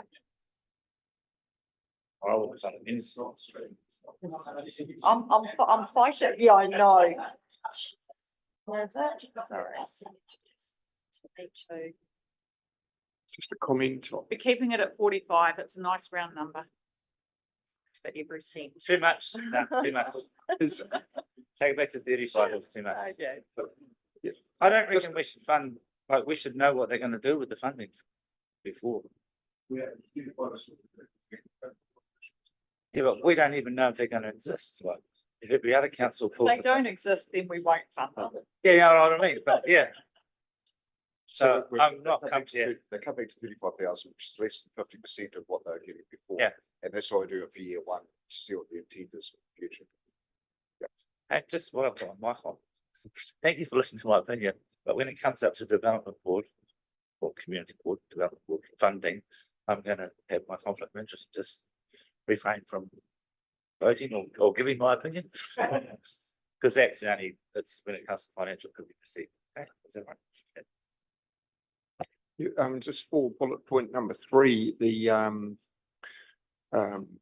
they're putting that, put this towards economic wellbeing strategy implementation. Can we be a bit more specific and, put it towards, something that implies tourism, within the district, such as, yeah, I mean, just, I mean, where will it end up in the economic wellbeing strategy? Wouldn't you I'm rather? assuming we'll bring back an implementation plan Yes, to council which will have and it will priorities. identify priorities and you'll get a say, you'll get a say on how those priorities stand. We're not just going to go and have a wild, party on it. We'll come back to you with some. It's the wild party in the back offices I'm worried about. Yes, Joe. Oh, so does Te Waka have an amount as well? We usually and had budgeted to fund them 10,000. Yeah, And maybe we should include that too. okay. Are you, yep, thank you.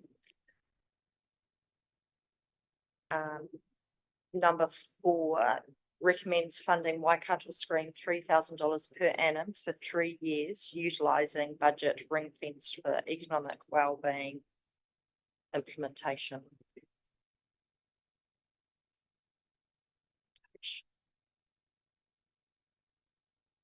And number 5, fund the Ōtorohanga District Development Board, 290,000 for,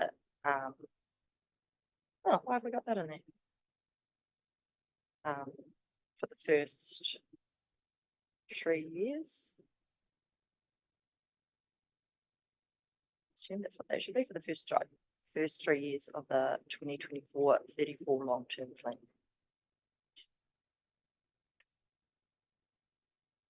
Yes, yeah, that's better. That's what I was looking for. Yes, I was just going to say, do we make allowance for CPI or something on that? Do across all the budgets anyway, don't we, Brendan? Yeah, I guess.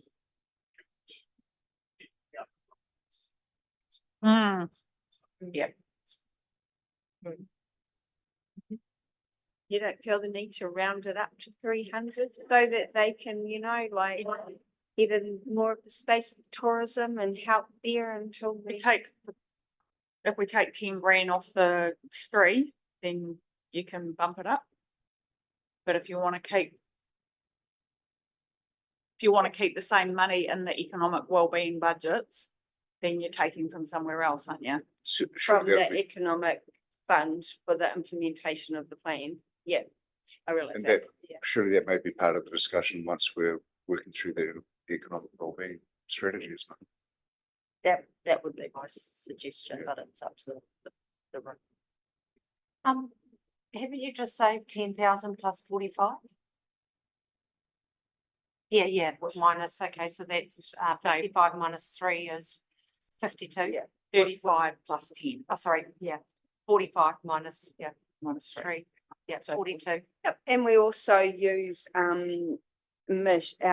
economic contractor wellbeing growth development, Michelle Hollins, and she does lots of work for council too. So yeah, it's quite expensive. Oh, sorry, what I was meaning is they've already got some savings there to be used. Yes, No, they don't have savings. That's yeah. We, as the council, have just saved that for, the 10 and 45. No, because Te Waka's no longer around. And we've taken creative tourism down. That's right. So they've ring-fenced that to implement. We have ring-fenced that for the economic wellbeing strategy. Okay, I'm confused. District Development Board doesn't come under the wellbeing. No. I think we're in that discussion around the economic wellbeing, there could well be an outcome of that more funding going towards the development board. But until we have that discussion, I think it'd be premature to up that budget down to be where it could be spent.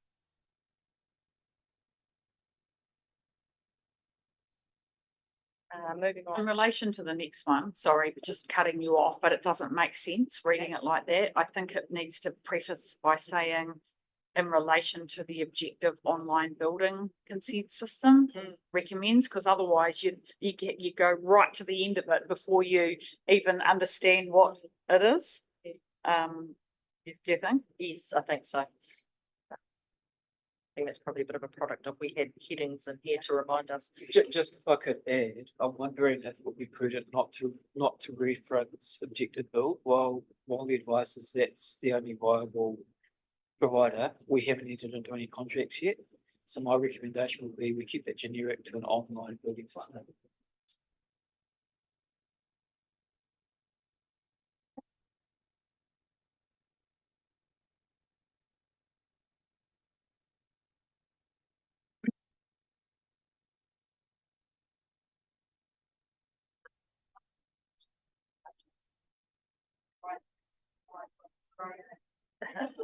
What do you suggest?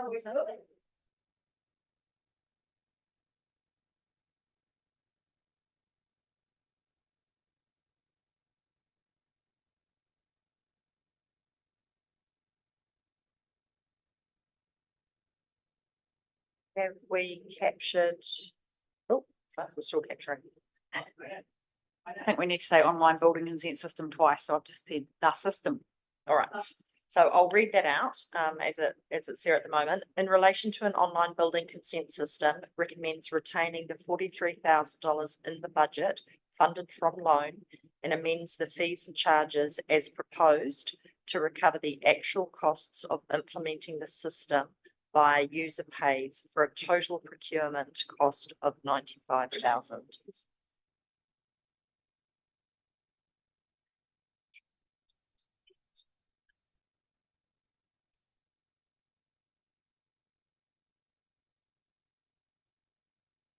Okay. G recommends supporting the request from, I will fill that out, ODDB, Ōtorohanga District Development Board, to relinquish being part of the eyesight brand and for council staff to explore with the ODDB the ongoing provision of community information services. Are they thinking of relinquishing it from the 1st of July 2024? Correct. Yeah. Shall we put that in there?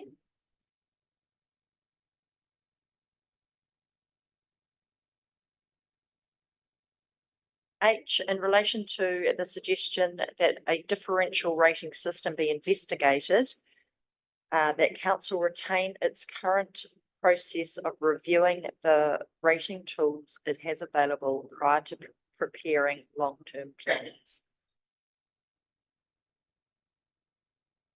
I recommends inclusion of $10,000 per annum in the budget to investigate a shared service with Waipa District Council to provide parking enforcement in Ōtorohanga.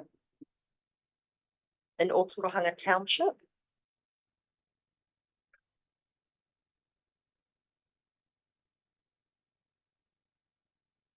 For the district. Okay.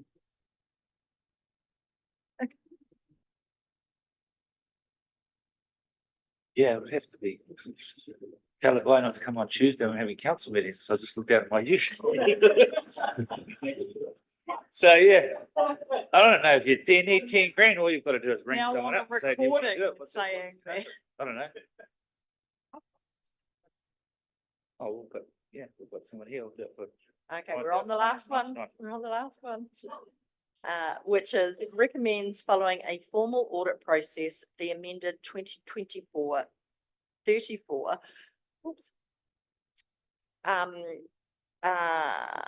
Long-term plan documents be presented to council for adoption at a meeting scheduled for the 25th of June, 2020.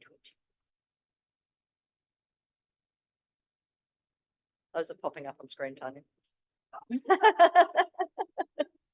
thought I turned it off, but I hadn't.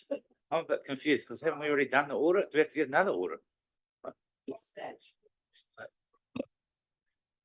So this final audit process is, they go through the submissions that they've received and the changes that have come out. So basically what we've just gone through here, they make sure that we've then put that into the document, the final document that's going to get adopted, so that we've reflected what we said we were going to do based on what you've just decided.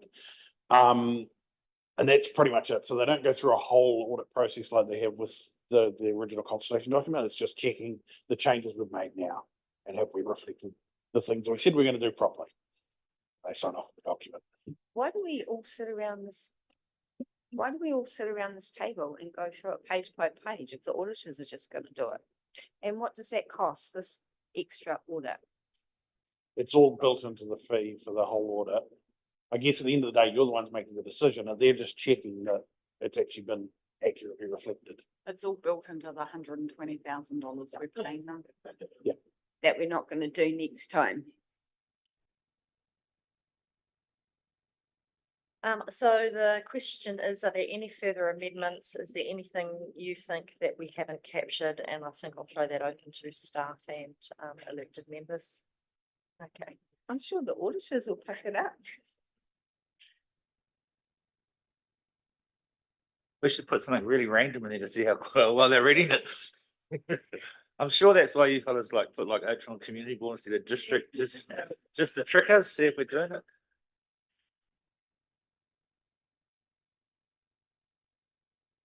So with that, and everything's there together, we don't throw figures into this document at this point. In terms of where we have in that respect, rates increase. Oh, okay. Does So that you come want to into know, this? you want to know where the rates sit? I can tell you that. I Okay, suppose. Brendan can tell you. So with the changes that we'd previously discussed around the swimming pool, the salary for the OCB chair for the first year, plus the changes that come in here, putting in the 10K for the parking, not changing anything with the online building system, and not changing anything in terms of the overall economic wellbeing budget, but obviously rearranging stuff. We've ended up at a 10.37% overall increase for the district. That breaks down to 8.04 for the rurals, 14.02 for Ōtorohanga, and 15.02 for Kāwhia. Cool. Say those all again. Say those all again if you don't mind. Not a Brendan. problem. Thank you. So the overall is 10.37%. 8.04 for the rural communities, 14.02 for Ōtorohanga, and 15.02 for Kāwhia.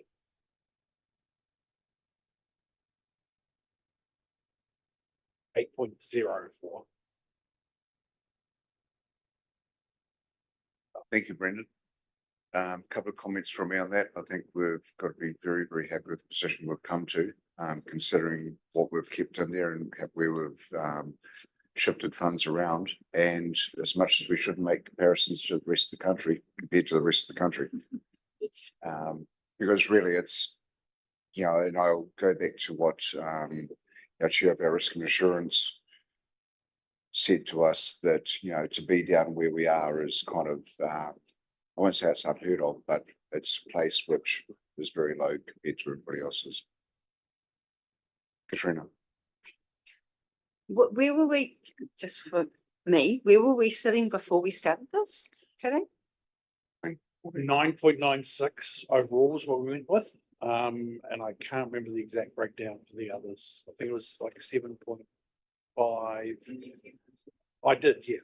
The most significant change here has come about through the swimming pool contract.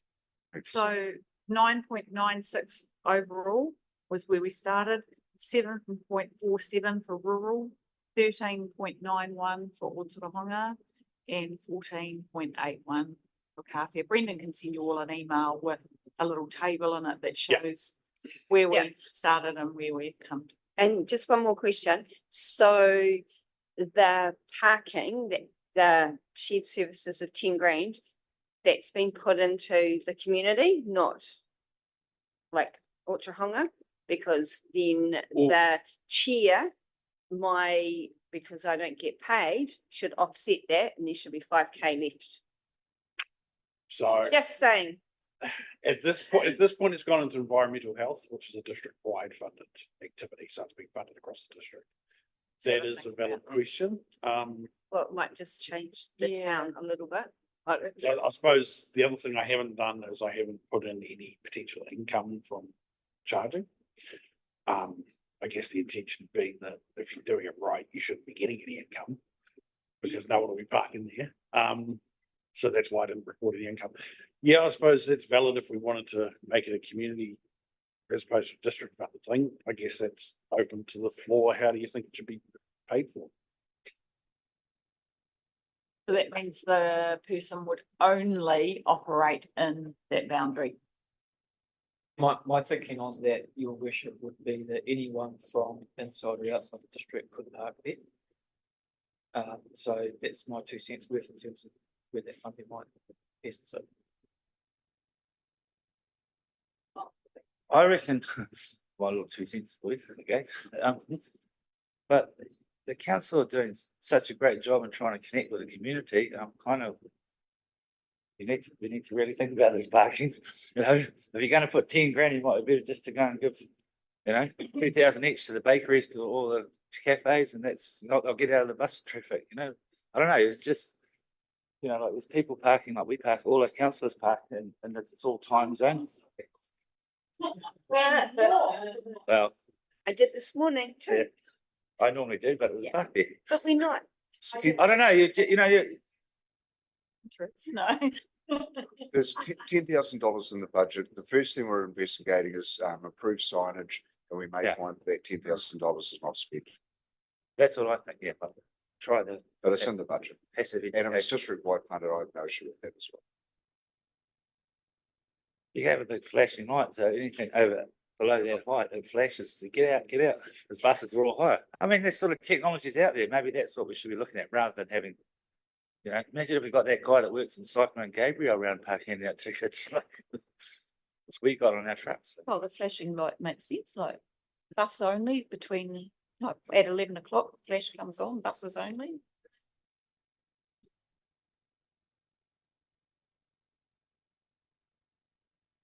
Just one other thing with just about the rates figures that are up there now. It was in the email I sent to Tanya, and when I send the email out to everyone, I'll let you know and reiterate it. I've also updated the valuations and the number of properties for the three communities, so that's why there's a bit of movement between communities as well, because there's been some development obviously since March when I last did it. So yeah, just so you're aware of that as well. Thank you, Brendan. So Sorry, your worship, just possibly before you carry on, given that last conversation, if, do we want to identify that this is district funded within the resolution? No, okay. And that, in that resolution, you are targeting a shared service without mentioning the signage effort first.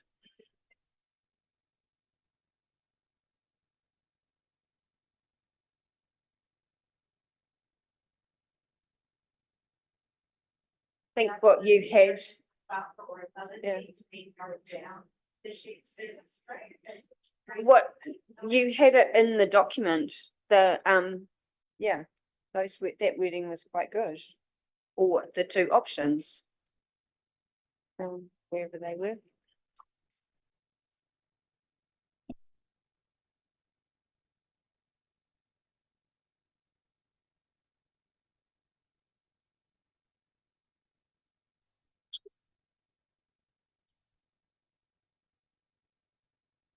Let's clarify that. So from the discussion earlier, my understanding was that the panel wanted both options. That is, the roading team to investigate soft options around enhanced signage and those kind of things, which will happen anyway. There's no budget associated with that. And as well, investigate shared service. With $10,000. Investigate, yes. Yeah, with $10,000. So the $10,000 there, should investigation prove that it's worthwhile, but at this stage, we're not implementing it at the beginning. We're seeing what the signage does. And if we get a suitable result from that, then that 10,000 won't be spent. Is that what everybody else is expecting? I would say, yeah, it would come back to the community board before it was spent. Sure. Because the community board have feet on the ground to actually see if the signage and the painting and all the other softly stuff works. Okay. So do we need, Sorry, isn't the $10,000 subject to the investigation, not to investigate? Yeah. I just thought that to councillor, in the budget of the outcome of an investigation, it's probably not quite right either. because I'm just thinking it'll take a couple of years by the time they do the paint the road or whatever and signs up, and then to see if it works, might as well just wait for the next long-term plan. Whether we're going to get a parking order, no? That's what I think. It's easier to have it in there and not spend it. Yeah.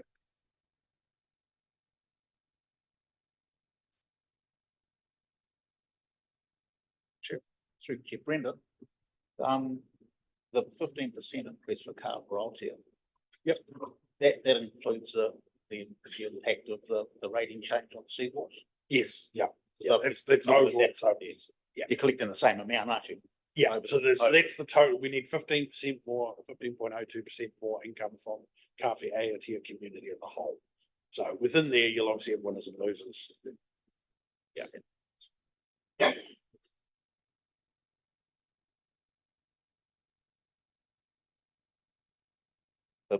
So the targeted rate collected each year is still going to be the same, isn't it? Even though it's split between the two communities. As what went out in the consultation document, the $63 or whatever it was, yes.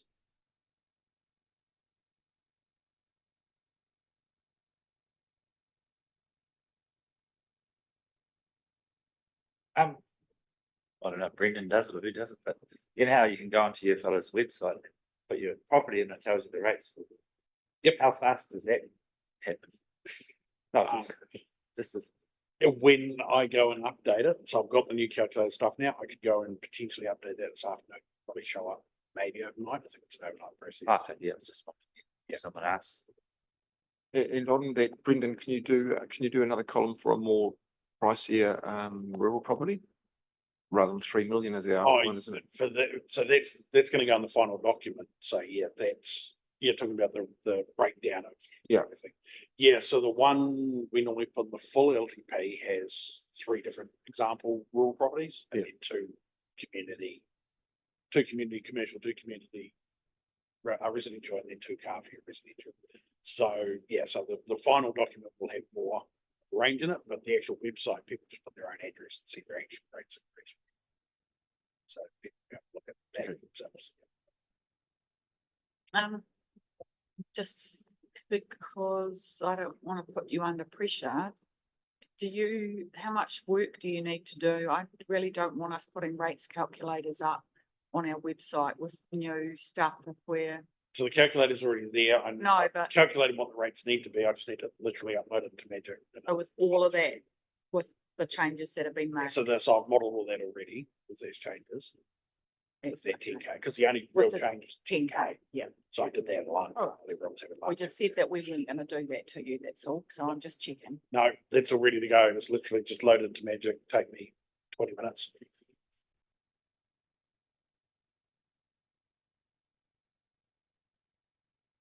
Okay, what's next? Someone has to move and see. Yeah, we do. I mean, the resolution, so I mean, we're reading the whole resolution again, which is Yeah. quite, The whole lot. okay, do you want to read it out?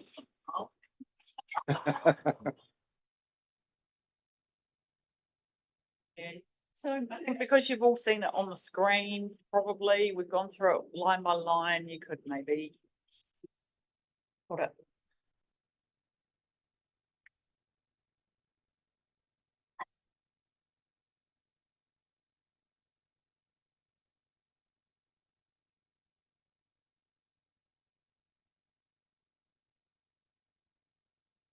And I'd ask the question, is that estimated rates increase stay in there as part of the resolution, or is that, yeah, thank you. Thank you. Mhm. Can you just scroll back to the top end, please, Nancy?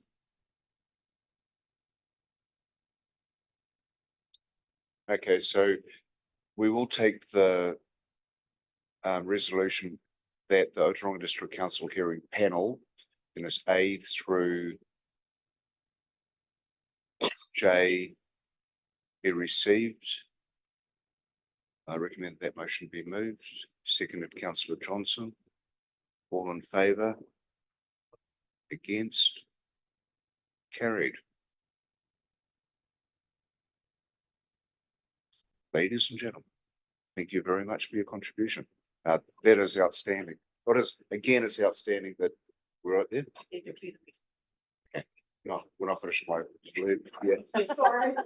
Thank you. Yeah, no, it's really, really good. The participation of elected members has been outstanding. Anne, Nadia, Ross, Graham, Brendan, and the rest of the team, thank you all very much for where we've got to. Really, really appreciate it. On that note, I'll declare the meeting closed. And we'll close with the karakia now that I've just closed the meeting. Thank you. Yeah.